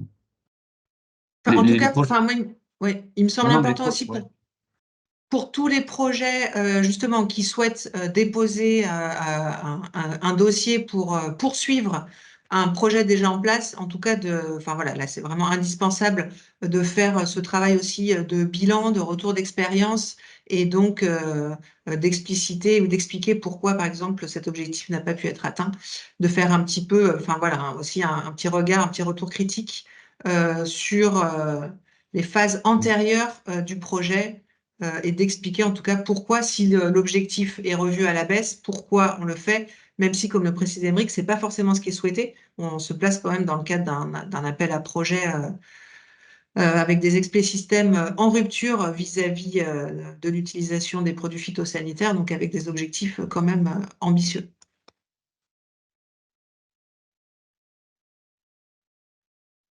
Pouvez-vous rappeler les enveloppes budgétaires par projet? Ça, j'ai répondu déjà à la question. Donc, 480 000 par projet et donc en moyenne 80 000 par an. Ensuite, on a une question de Julie Zanetti qui nous dit qu'il est précisé dans le cahier des charges de fournir un data paper.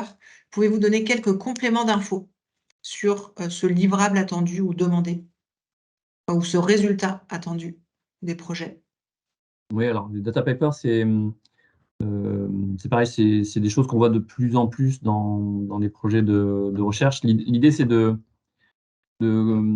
considérer que les projets ils vont constituer des jeux de données spécifiques à leur projet et puis qui peuvent donc du coup être intéressants à remobiliser et à proposer on va dire, dans un processus d'ouverture d'open data ou d'innovation ouverte. Donc, un data paper, c'est un document qui précise de quoi est constitué ce jeu de données-là, quelles sont les données qui y figurent, une description du jeu de données. Et donc, c'est un petit article scientifique qui décrit quel est ce jeu de données. Et donc, c'est pas forcément la valorisation qui en est faite, hein, c'est plutôt décrire le jeu de données et éventuellement sa mise à disposition sur des plateformes de partage de données. On pourra peut-être aussi donner des exemples dans la foire aux questions. Ouais. Merci. Ensuite, on a une question de Joël Huat du CIRAD qui demande, dans le cadre d'un observatoire piloté combiné à quelques parcelles d'agriculteurs, y a-t-il des critères obligatoires de choix des parcelles?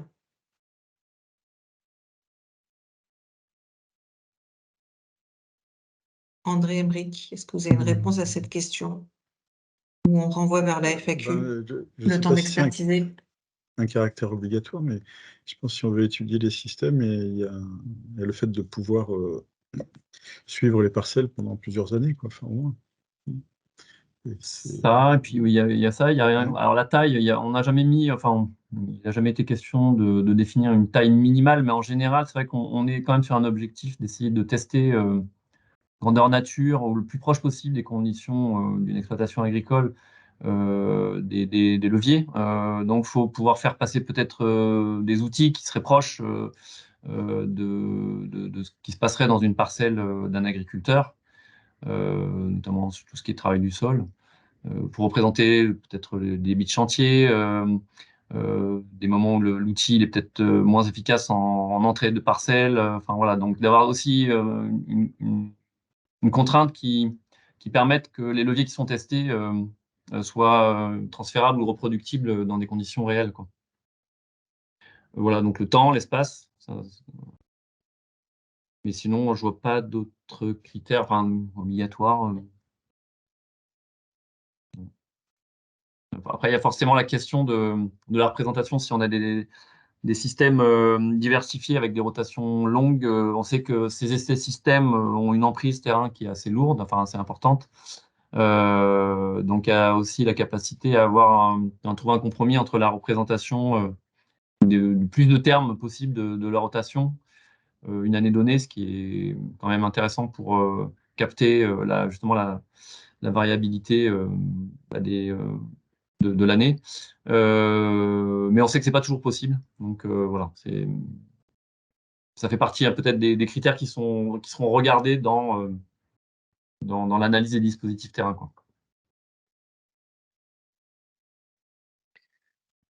Ensuite, on a une question de Alicia Régis de l'APAD sur les questions de référentiel par rapport à la réduction attendue en termes d'IFT. Donc, on demande une réduction d'au moins 50% des phytos par rapport à quel référentiel, sachant qu'il est écrit effectivement à plusieurs reprises par rapport à la période 2015-2017. Donc, où trouver ce référentiel? Vous me compléterez, Émeric et André, en fait, il n'y a pas vraiment de référentiel en tant que tel. En fait, pour certaines filières, la référence à prendre en compte sont les IFT issus des enquêtes pratiques culturelles. Mais on sait qu'il n'y en a pas pour toutes les filières. Donc, en tout cas, si vous faites, si référence est faite, ce serait par rapport à une référence à dire d'expert qu'il faudrait expliciter dans le cadre de la réponse de votre réponse à l'appel à projet. Ouais, non, rien à ajouter. Donc, quand référence existante, se référer à cette référence, et si elle n'existe pas, et voilà, faire référence à une référence à dire d'expert et d'expliciter. On a ensuite une question de Marie-Laure Grel, question à laquelle on va avoir du mal à répondre, sur la possibilité de faire financer des indemnisations pour des agriculteurs qui pourraient perdre des récoltes. La question nous est posée depuis le lancement de ce dispositif. Jusqu'à présent, non, c'était pas possible. Ça posait des questions. Alors, je ne connais pas toute la mécanique, mais ça posait des questions notamment par rapport au dispositif d'aide, dispositif européen. Donc là, on ne pourra pas répondre à cette question-là. Il faut qu'on expertise. A priori, enfin Gaëlle, tu me corriges, mais a priori, on resterait dans les règles qui étaient celles de l'appel à projet 2 déjà, donc ça serait plutôt non. Ouais, je confirme. Enfin, c'est exactement les sujets qu'évoque Virginie. Donc, on sait qu'il y a un sujet expertisé là-dessus, mais à ce stade, c'est vrai que ça n'a jamais été pris en compte dans le cadre des aides qui sont attribuées dans le cadre d'Ecofito. Alors, je ne sais pas si on aura le temps d'écluser toutes les questions parce qu'il y en a beaucoup. On a ensuite une question d'Alicia Régis à nouveau de l'APAD qui nous demande quel indicateur utiliser pour mesurer la réduction des phytos, les IFT, point d'interrogation. Quelle est votre position par rapport aux produits de biocontrôle? Si je n'utilise que du biocontrôle dans mon essai système, considère-t-on que 0 phyto de synthèse est utilisé et donc que l'objectif est atteint?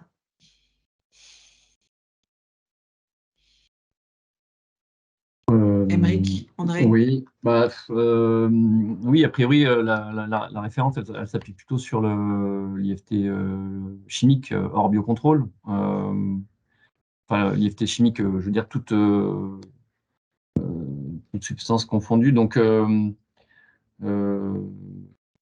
le fait de réduire l'IFT, oui, ouais, je suis pas très clair sur la réponse. Non, mais là, effectivement, l'objectif est atteint, mais je pense que ça rentre aussi dans la description du projet et dans ce qui est proposé d'être testé. On a déjà des projets dans des FIEXP qui visent le zéro phyto et qui démarrent même à zéro phyto, quoi. Donc, il n'y a pas de chimique, hein. Donc, il n'y a pas d'obligation. Enfin, si je comprends la question, il n'y a pas de problème par rapport au fait de mettre en place des essais pour introduire et tester des produits de biocontrôle. qui rentre comme un levier parmi un ensemble de leviers, de combinaisons de leviers qui sont propres à un essai système, mais si je comprends la question, en tout cas, il n'y a pas de... Oui, on considérera du coup l'objectif atteint si la question est est-ce que du coup j'ai atteint mon objectif de réduction de moins de 50% de réduction d'utilisation de produits phytosanitaires IFT chimiques hors biocontrôle. Je ne sais pas si c'est très clair comme réponse, mais ou si vous voulez compléter, Aymeric ou André. Oui, peut-être. Oui, enfin, l'idée, c'est le même cas pour l'agriculture biologique. Enfin, l'idée derrière, c'est quand même de démontrer la pérennité ou la durabilité de systèmes qui n'utilisent aucun phyto hors de contrôle, quoi. Enfin, l'argumentation, elle n'est pas de réduire les phytos, là, elle est plutôt de démontrer la pertinence de la faisabilité à moyen terme de tenir cet objectif. Ensuite, on a encore deux petites questions plutôt administratives, d'ordre administratif sur incompatibilité ou pas avec des financements OFB. Exemple, l'agence de l'eau. Julie Zanetti nous pose cette question. Alors, en effet, la règle, c'est sur les donc j'ai évoqué la possibilité d'avoir des cofinancements. Un cofinancement avec une agence de l'eau est plutôt, incongrue et surprenante. Donc en général, on ne fait pas de cofinancement avec les agences de l'eau.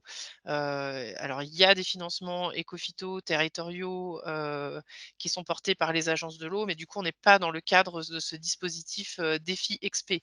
Donc, en fait, si vous avez un projet et que vous cherchez un financeur, soit vous vous inscrivez dans le cadre de ce projet et en effet, le financement principal va venir plutôt de l'OFB dans le cadre du financement du volet national éco-phyto, soit vous vous inscrivez dans un autre cadre. Effectivement, vous pouvez peut-être taper à la porte de l'agence de l'eau. Mais c'est vrai que le cumul des deux ne se fait pas. Voilà, sauf exception dûment justifiée sur l'intérêt à la fois d'avoir l'acteur national et l'acteur territorial qui cofinancent,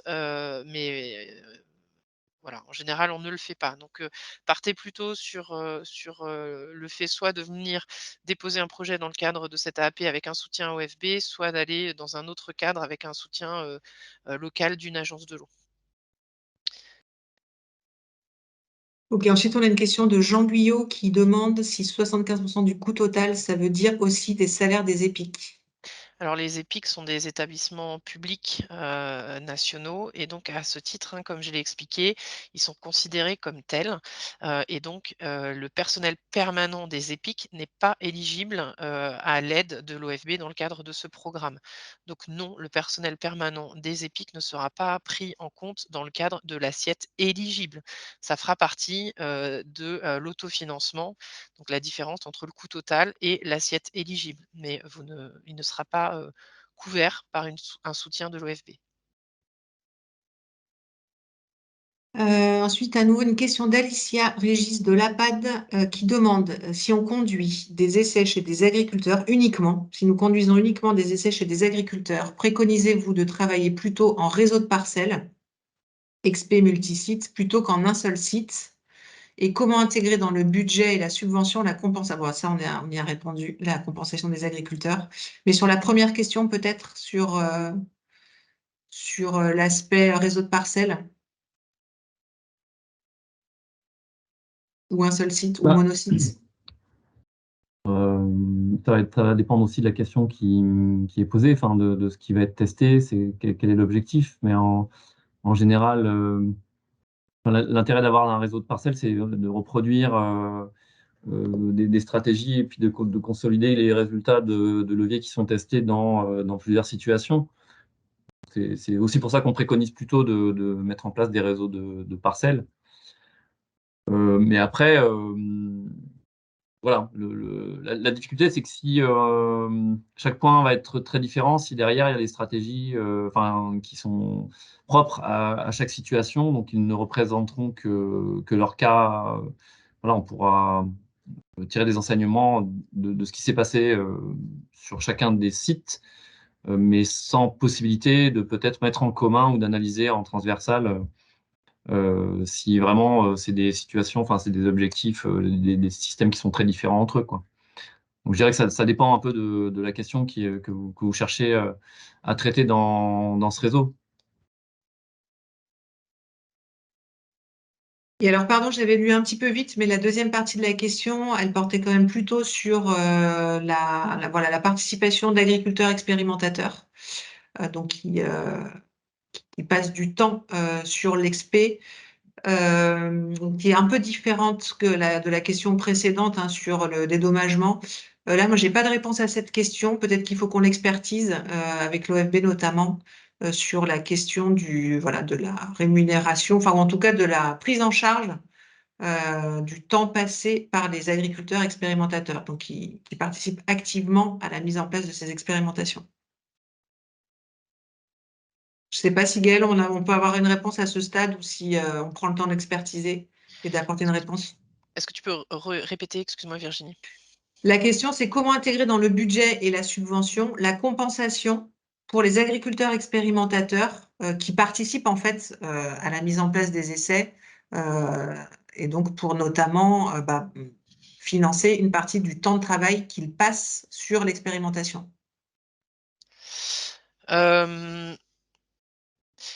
Alors, là-dessus, pour moi, soit ils sont en effet partenaires du projet, auquel cas ils contribuent et donc ils ont enfin, ils se voient appliquer les mêmes règles, hein, que tout partenaire du projet, c'est-à-dire qu'ils sont soutenus à hauteur maximum de 75 de leur investissement en temps, là j'entends, hein, dans le projet. Donc ça, c'est préconisé s'il y a un vrai intérêt, s'il y a un vrai portage du projet, une initiative du projet. Dans le cas contraire, pour moi, ce serait plutôt une prestation. En fait, ce serait plutôt une prestation qui serait faite heu, auprès d'un agriculteur. C'est-à-dire le porteur de projet a besoin, qu'une partie de ce projet soit déléguée et du coup, il va apporter une prestation. Mais du coup, c'est le porteur de projet qui se retrouve à apporter les 25 minimum de la rétribution qu'il va apporter, à l'agriculteur. Voilà. Ok, on reprécisera ça de toute façon à l'écrit. Merci. Après, il y a Claire Reynaud qui nous demande si on accepte une pré-présentation avant le dépôt du projet pour s'assurer qu'il est bien pertinent de déposer un dossier et s'assurer que celui-ci soit éligible. Alors malheureusement, on n'aura pas le temps de proposer des pré-présentations, mais ce qu'on peut vous proposer, c'est de nous envoyer un petit mail à l'adresse qu'on vous a indiquée avec une question précise sur ce que vous envisagez de déposer et on pourra peut-être vous répondre par ce biais-là. Mais on n'a pas prévu de proposer des entretiens. Vous êtes trop nombreux et nous, pas suffisamment, je pense. Ensuite, Aurélie Squarnet qui nous demande si on peut citer un exemple d'une dépense inéligible qui ferait une différence entre un montant d'assiette subventionnable et un montant de coût complet hors salaire public. Alors, bon, j'ai pris, tout à l'heure, j'ai pris un exemple très théorique, hein, qui était celui, des robinets en or. C'est-à-dire, dans ce cas-là, la dépense sur le fond, elle est éligible, mais on considère que vous avez pris, le net plus ultra, en la matière et que ce n'est pas nécessaire. Auquel cas, les évaluateurs du projet, sur le rapport qualité-prix du projet, on va dire, peuvent estimer, que les coûts que vous présentez sont trop hauts et donc librement, ils peuvent vous faire savoir que les coûts que vous présentez pour tel ou tel poste sont trop élevés par rapport à la norme constatée, que leur expertise leur permet de connaître et ils peuvent vous dire: «Bah, vous me proposez telle expérimentation». Je suis désolée, j'ai pas d'exemple précis dans le cadre de défis, mais peut-être les collègues, en auront. Ils peuvent vous faire savoir donc que les coûts que vous présentez sont, supérieurs à des pratiques habituelles. Donc pour autant ne pas écarter le coût dans sa légitimité, mais écarter le montant qui est présenté et donc proposer de retenir un coût plus bas. Heu voilà, d'autres, types de dépenses qui peuvent être écartées, hein. Les exceptions que j'ai signalées, ça va être par exemple les déplacements qui vont être trop élevés ou l'amortissement, par exemple, on ne va prendre en charge que l'amortissement sur les investissements et enfin un autre plafond sur, la part des dépenses, indirectes, hein, donc les frais de gestion et frais de structure. Après, c'est vraiment, une analyse technique du projet qui font que les collègues qui ont la compétence technique sur votre projet pourraient identifier un coût, qu'ils estiment pas forcément directement en lien avec le projet ou disproportionné et auquel cas, ils peuvent soit écarter ce coût complètement, soit ne prendre qu'une partie de ce coût dans le cadre de l'assiette éligible. Donc tout ça, hein, pour vous inciter globalement à avoir, des coûts qui soient, enfin à la fois, justes et raisonnables. Donc n'ayez pas d'inquiétude si vous pratiquez des coûts, normaux, mais voilà, dans le cadre d'une subvention, hein, vous avez en tête, qu'on ne fait pas de marge. Donc, on propose les coûts qui vont être effectivement supportés et au plus juste prix. Pas le moins cher, mais juste par rapport au projet, qui est proposé.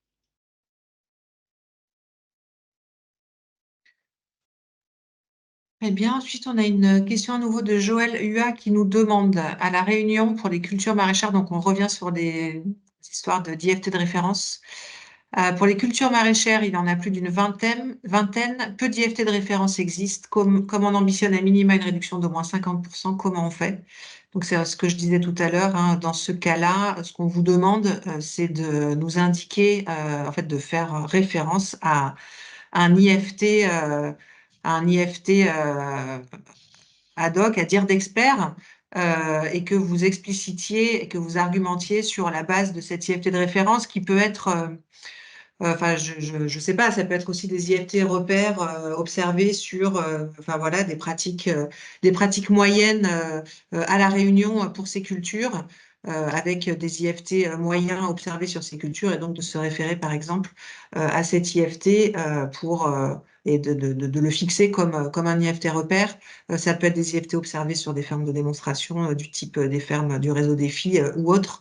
Mais voilà, donc on sait que quand il n'existe pas d'IFT de référence officielle, c'est un peu à vous de choisir vos références, mais de les expliciter, de les argumenter. C'est surtout ça qui va être observé et examiné dans le cadre lors de l'examen, pardon, de votre dossier. David Lafond de l'IFV revient sur une question administrative. Désolée, c'est un petit peu dans tous les sens, mais je prends vraiment les questions dans l'ordre. Y aura-t-il bien une seule convention pour les 6 ans du projet, comme j'ai cru le comprendre, ou des conventions annuelles, comme c'était le cas auparavant? On n'a pas encore de réponse définitive à cette question. Pour l'instant, à minima, c'est sûr que ce sera une convention annuelle. On travaille en lien avec l'OFB pour faire en sorte et mettre en place un conventionnement pluriannuel, peut-être pas pour les 6 ans, mais peut-être sur 2 tranches de 3 ans ou 3 de 2 ans.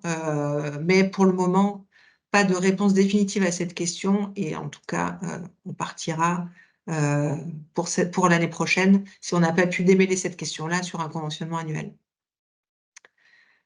Mais plutôt directement avec l'OFB aussi. Là, c'est le souhait d'un conventionnement direct entre les porteurs de projets et l'OFB, et que le conventionnement ne passe plus par Chambre d'agriculture France. Et si je peux compléter, Oui, Virginie, bien parce qu'il sûr. y a plusieurs questions, il y a plusieurs questions sur les durées, hein, donc aussi une question sur: «Et si un projet dure 5 ans, faut-il déposer un seul projet pour 5 ans ou 5 dossiers annuels?» Et puis une autre question sur: «Pourquoi une convention pluriannuelle, n'est-elle pas envisageable?» Donc ça rejoint, hein, ce que Virginie vient de répondre. Donc en effet, on travaille collectivement avec les tutelles aussi, hein, sur, le mode de contractualisation qu'on pourra proposer. Mais sous couvert de Virginie, hein, l'idée c'est bien de vous déposez bien un projet sur la durée totale, que vous souhaitez voir couvrir, c'est-à-dire, vraiment le projet sur, au maximum, les 6 ans et ensuite, effectivement, en fonction de ce sur quoi on atterrit, avec les tutelles en particulier, on verra pour faire des tranches fonctionnelles qui correspondent aux durées de contractualisation. Voilà, après on fera, au mieux pour préserver les intérêts des porteurs de projets sur la durée du projet, qu'il n'y ait pas de coupe et qu'il y ait bien une continuité. C'est ça qui est important, mais il faut bien vous positionner dans un cadre, vous, de projet pluriannuel et déposer un projet pluriannuel. On reviendra vers vous avec des précisions sur le phasage du projet et sur la manière dont on contractualisera dès qu'on y verra plus clair. Mais voilà, retenez bien qu'on cherche des projets qui s'inscrivent dans un temps long et que c'est ça qui intéresse ici l'appel à projet. Merci Gaëlle. Et du coup, ça fait écho à la question de Claire Reynaud qui demande si, contrairement donc à la durée maximum des projets qui a été fixée à 6 ans, qui demande s'il y a un temps minimal d'expérimentation. Je ne sais plus si c'est précisé dans le règlement de l'appel à projet, mais on est sur un. Tu me corrigeras, Émeric, ou André, si je me trompe, mais sur un minimum de 4 ans, qui nous paraît être quand même un temps justement minimal pour de l'expérimentation système et pour pouvoir évaluer les effets d'une expérimentation système. C'est un peu ce qu'on a observé de toute façon dans les appels à projets actuels et notamment dans la phase 2 où on n'a pas de projet qui soit inférieur à 4 ans. Non, par contre, je crois pas qu'on ait mis de minimum dans le règlement. Mais oui, Donc peut-être qu'on le précisera dans la FAQ, mais on partirait sur cette base-là. Du coup, il y avait une question de Marie-Laure Grel juste avant qui revient sur la question des salaires fonction publique. Gaëlle, tu as vu la question, donc il Oui, demande. ouais. Je te laisse expliciter peut-être. Oui, donc la question, c'est la différence entre le coût total et l'assiette éligible. Donc oui, vous avez raison, hein, madame Grell, dans l'exemple que vous prenez. En fait, on a 2 plafonds pour la détermination de l'aide et l'aide va être plafonnée au premier plafond atteint, hein. Je le dis un peu crûment, mais c'est ça. Donc, on va regarder à la fois 75 du coût total et 100 des dépenses éligibles. Le plus petit montant est retenu puisque c'est l'aide maximale qui pourra vous être apportée dans le cadre de cet appel à projet. Donc, je reprends l'exemple que j'ai pris tout à l'heure. Si vous venez nous voir avec un projet dont le coût total est de 10 000 €, vous êtes un établissement public, l'assiette éligible, une fois qu'on a enlevé les salaires et peut-être les dépenses qu'on aura jugées inéligibles, on va avoir une enveloppe éligible qui est à 6 000 €. Dans ces cas-là, 75 de 10 000 €, ça fait 7 500. Donc, le premier plafond sur la totalité des dépenses est à 7 500 €.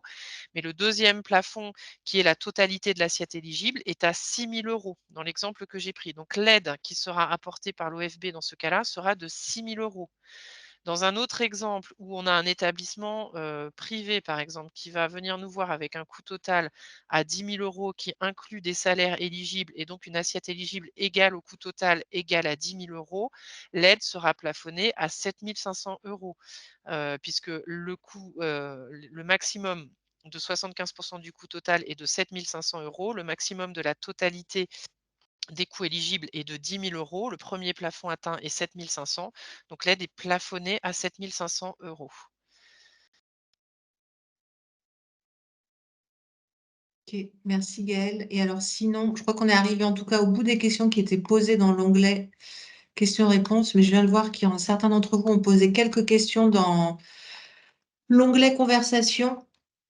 Donc comme il nous reste quelques minutes, je propose qu'on y réponde avec une première question que je ne suis pas sûre d'avoir totalement comprise, mais peut-être que mes collègues comprendront mieux que moi. Est-il possible de mettre en place donc cet appel à projet au sein d'un acteur privé, négoce, coopérative, chez des agriculteurs afin de les accompagner dans leur transition? Euh, il me semble que l'appel à projet il est ouvert à tous, enfin à tout type d'acteurs. Oui, c'est ce qu'a indiqué Gaël. C'est ce qu'on disait tout à l'heure. Ouais, ce que disait Gaël. Après, il y a des taux peut-être de subventions qui vont être différents. Mais il n'y a pas de restriction, enfin, c'est ce que disait Gaël, il n'y a pas de restriction sur les candidats. Et après, il y a la question de ce qu'on finance chez les agriculteurs, où effectivement, là, ce n'est pas une subvention à la perte de récolte. Par contre, ça peut être une prise en charge d'un temps passé à l'expérimentation, mais peut-être sous forme de prestation, en fait, dans ce cas-là, où l'agriculteur devient prestataire du porteur de projet. Enfin, c'est ce que Gaël a expliqué tout à l'heure. Mais a priori, sur Ok. le principe, il n'y a pas d'opposition à avoir un projet de ce type-là, ce partenariat-là, quoi. Ensuite, on revient à des questions plutôt sur les expérimentations, le type d'expérimentation, les protocoles. Les expérimentations en micro-parcelles sur des solutions alternatives sont-elles éligibles seules dans Défi XP, c'est-à-dire sans mise en application en parallèle dans une exploitation?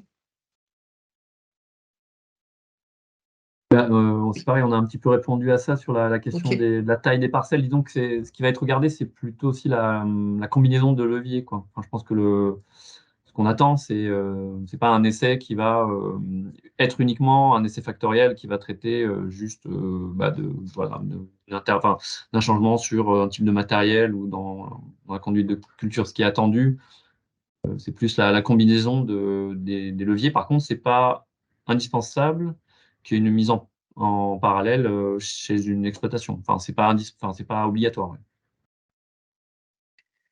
Les expérimentations sur les pépinières de plantes ornementales sont-elles éligibles? Ben oui, hein, je Oui, pense, c'est parce déjà que le cas. oui, il y a déjà un Ouais, projet, il y a des Hortipo. projets.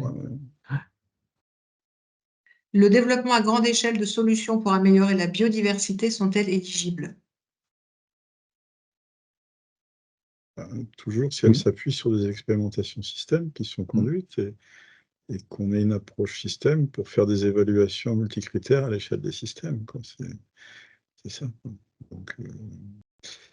Donc il y a des approches territoriales avec R2D2 et puis il y a Max 0 aussi qui étudie un peu Mm. la biodiversité à grande échelle, mais c'est couplé avec des essais systèmes aussi. Donc bon, c'est le jury, hein, qui décidera, mais je pense que l'échelle Mm. système est importante, quoi. Mm. Oui, bien sûr. Un projet Mm. peut-il être composé de plusieurs systèmes de culture testés? Alors, on a peut-être déjà répondu partiellement à toutes ces questions, hein, mais les systèmes de culture proposés doivent être sur 6 ans et non plus? Point d'interrogation. Oui, un projet peut être composé de plusieurs systèmes de culture testés. Oui, oui, ça c'est déjà le cas. Enfin, les projets, en général, ils sont composés de plusieurs sites expérimentaux qui testent des systèmes de culture différents avec plus ou moins de redondance dans les leviers testés. Euh, voilà, et puis, oui, il peut être de plus de 6 ans, mais la durée du projet doit être de 6 ans. Maintenant, si la succession de cultures, elle est, par exemple, en culture assolée, elle est de plus de 6 ans, ben, après, on peut compenser en répétant avec un dispositif où il y a des répétitions spatiales des termes pour éventuellement faire en sorte de couvrir, d'avoir une représentation de plus de termes que ceux qui sont présents sur 6 ans. Mais c'est pas, voilà, on peut imaginer des successions de cultures qui sont plus longues que la durée du projet. Ouais. Mm. Si un projet dure 5 ans, faut-il déposer un seul dossier pour les 5 ans ou 5 dossiers annuels? Donc là, on a répondu, hein, c'est un seul dossier pour les 5 ans. Ce qu'on demande, en revanche, c'est voilà, une description et un phasage technique du projet, mais un seul dossier pour les 5 ans. Ensuite, est-ce possible de faire des essais plus factoriels sur un site, associés à des essais systèmes sur un autre site et à un observatoire piloté sur un troisième site afin d'étudier le système à différents niveaux? Oui, je pense, enfin, ça correspond. S'il y a un essai système, il y a un essai satellite factoriel à côté et un observatoire piloté qui complète les informations, par exemple, dans un réseau de parcelles agriculteurs, alors que l'essai système est, par exemple, dans une station expérimentale. Des choses comme ça peut être conçu. Je sais pas. Non, non, mais je me continue. Lors d'un cofinancement sur un autre appel à projet, faut-il avoir la réponse de l'autre appel à projet avant de déposer pour cet appel à projet? Non, sinon c'est le serpent qui se mord la queue, Voilà. vous en sortez pas. Donc non, il faut quand vous bâtissez votre projet, vous établissez vos coûts et vos financeurs, potentiels et ensuite vous les contactez. Simplement, en effet, si en cours de projet, vous vous rendez compte que vous n'allez pas avoir le cofinancement attendu et que ça met en péril le projet, il faut très vite contacter la cellule défi pour le signaler et trouver une solution. Hein, l'objectif, c'est d'avoir, des projets qui vont jusqu'au bout.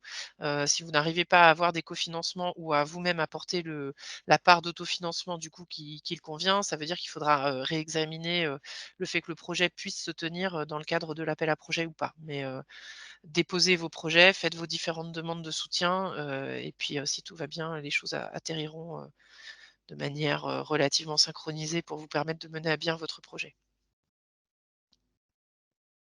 Pour les investissements liés à la plantation d'espèces pérennes, comment le rentrer dans des prévisionnels budgets qui sont à faire annuellement? Alors, moi, je peux me prononcer sur la partie investissement, mais sur la Ouais. partie peut-être le fond, je vous laisserai faire. Alors, donc je redis, hein, sur les investissements, la part qui est en tout cas éligible, c'est uniquement la part amortissable. Alors, je reconnais que je ne sais pas comment ça se calcule sur ce type, d'objet. Voilà, en tout cas, alors je vais peut-être, apporter une réponse en 2 temps et rappeler les règles, d'amortissement et ensuite on verra sur ce type d'objet s'il est amortissable ou pas. En tout cas, donc le projet, hein, vous le déposez sur la durée totale, donc sur les 6 ans, entre 4 et 6 ans, hein, donc l'amortissement, il va bien être considéré sur la durée, maximale de 6 ans si c'est la durée, de votre projet. Donc vous estimez le coût, de vos investissements et en fonction de votre plan comptable et des durées d'amortissement comptable qui sont prévues dans votre plan comptable, hein, j'insiste, pas celui de l'OFB, c'est le vôtre. Donc si un matériel dans votre plan comptable, il s'amortit sur 8 ans et que votre projet dure 6 ans, eh ben, il y a 6 huitièmes qui seront éligibles par l'OFB. Si vous avez un matériel, qui s'amortit sur 4 ans, que votre projet dure 6 ans, la totalité est éligible. Heu, voilà. Donc ça, je rappelle la règle un peu générale sur, comment on prend en compte les amortissements. Après je botte un peu en touche parce que je reconnais que nous n'avons pas, à ma connaissance, le sujet de ce type d'amortissement sur des plantations. Donc, là, je vous encourage à vous rapprocher, de votre, expert comptable, de votre comptable pour qu'il vous dise si, vous amortissez en fait ce type d'achat. Voilà. Spontanément, moi je l'aurais plutôt mis dans du fonctionnement et dans du consommable. Mais vraiment rapprochez-vous de votre comptable qui vous dira comment, cette dépense est comptabilisée dans vos comptes. C'est ça qui fait foi. Voilà, donc on se renseigne de notre côté pour voir si le cas survient, qu'est-ce qui est la norme, mais la personne qui saura chez vous, c'est votre expert comptable. Ok, peut-être en complément, du coup, si ça peut être, enfin, en fonction de ce que dirait l'expert comptable, si ça rentre comme une dépense de fonctionnement et donc de consommable, je pense que la question, du coup, c'est comment lisser, enfin, du coup, il y aura un coût important peut-être en première année lié à l'achat euh, et des plans et un coût qu'on ne retrouvera pas dans les années dans les années après.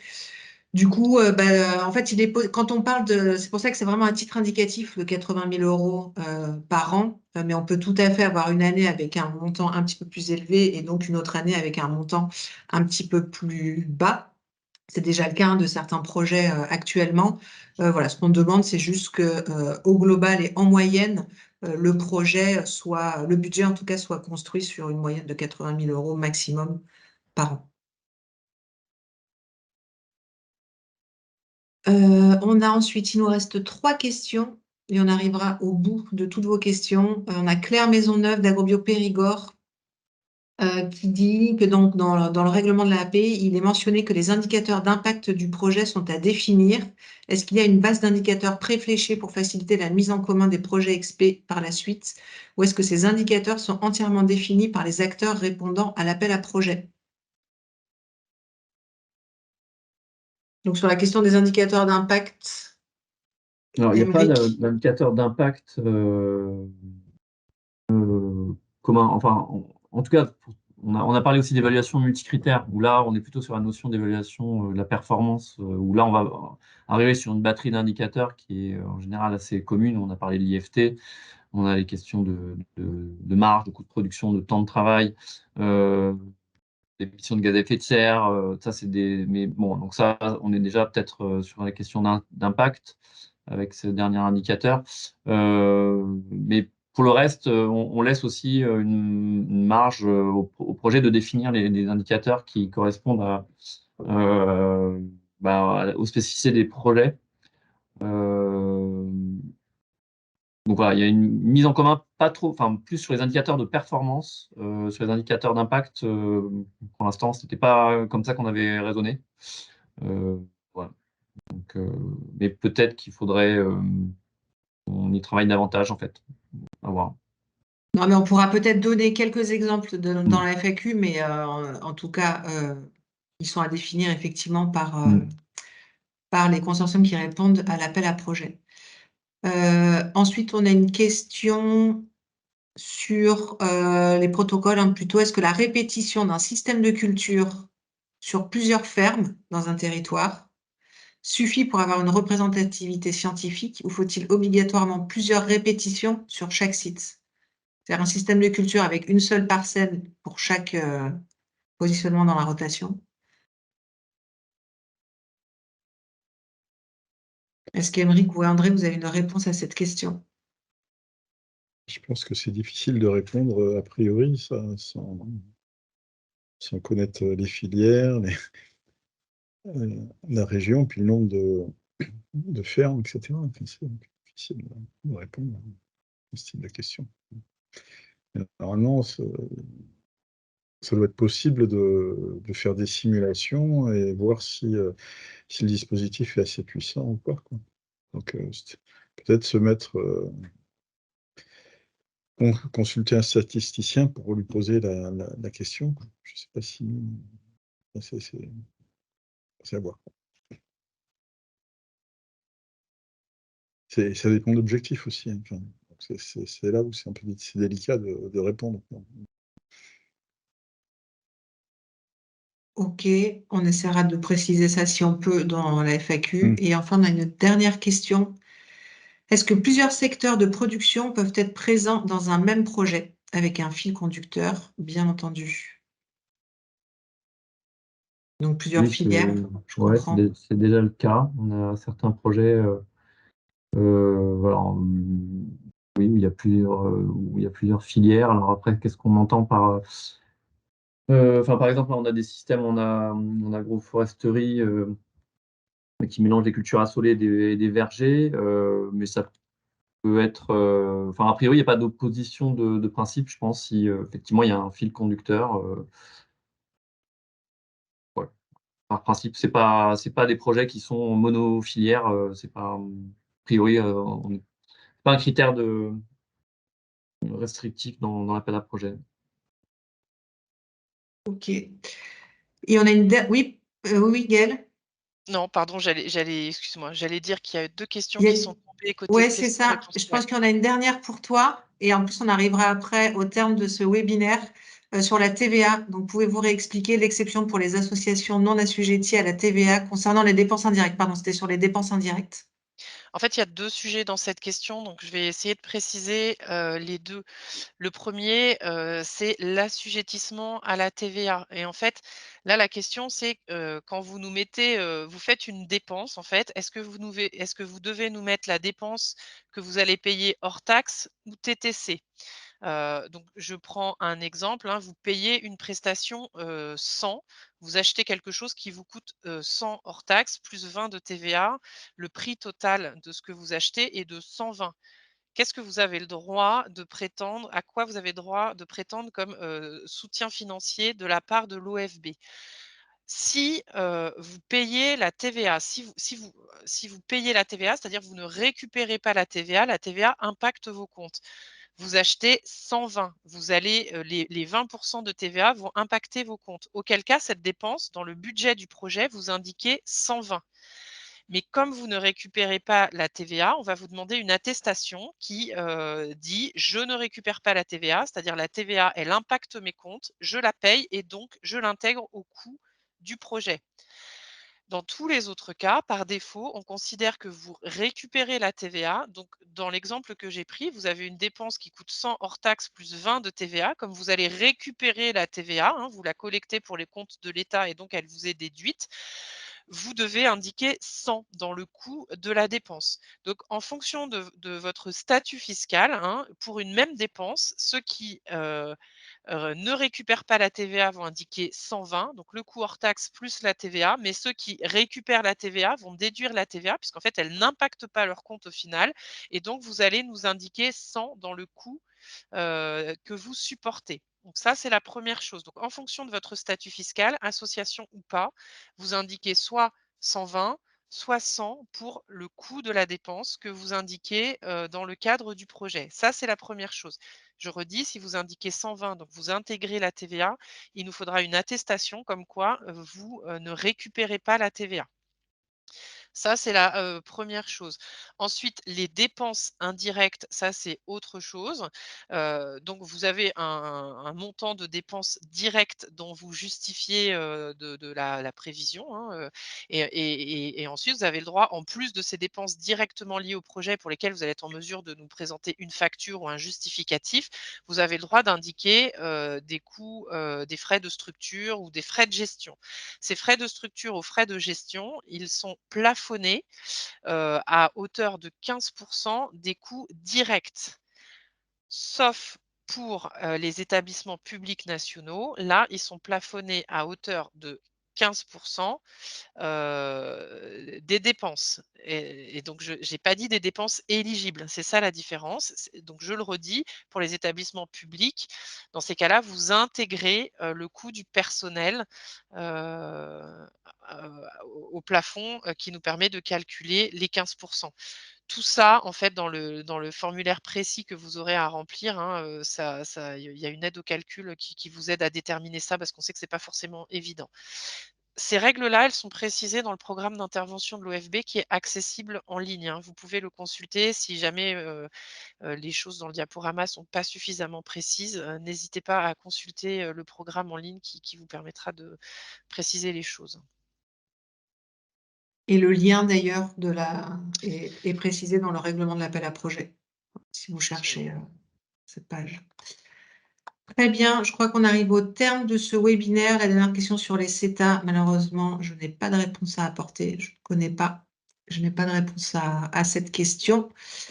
Donc voilà, comme je précisais, le webinaire a été enregistré, donc il va être disponible, mis en ligne sur la chaîne YouTube du réseau Défi et donc diffusé et disponible en replay. On mettra également à disposition la FAQ au plus tard la semaine prochaine, qui sera donc alimentée au fur et à mesure. Si vous avez des questions, n'hésitez pas à les faire remonter à l'adresse mail qui vous a été indiquée, à nous poser aussi d'autres questions. Merci encore à toutes et à tous pour votre participation, votre écoute. Bon courage aux porteurs de projets et aux partenaires qui vont être mobilisés sur la rédaction déjà sur la conception, la mise en œuvre des projets et la rédaction de la lettre d'intention. Et voilà, on vous donnera de plus amples informations et nouvelles au fur et à mesure. Merci encore.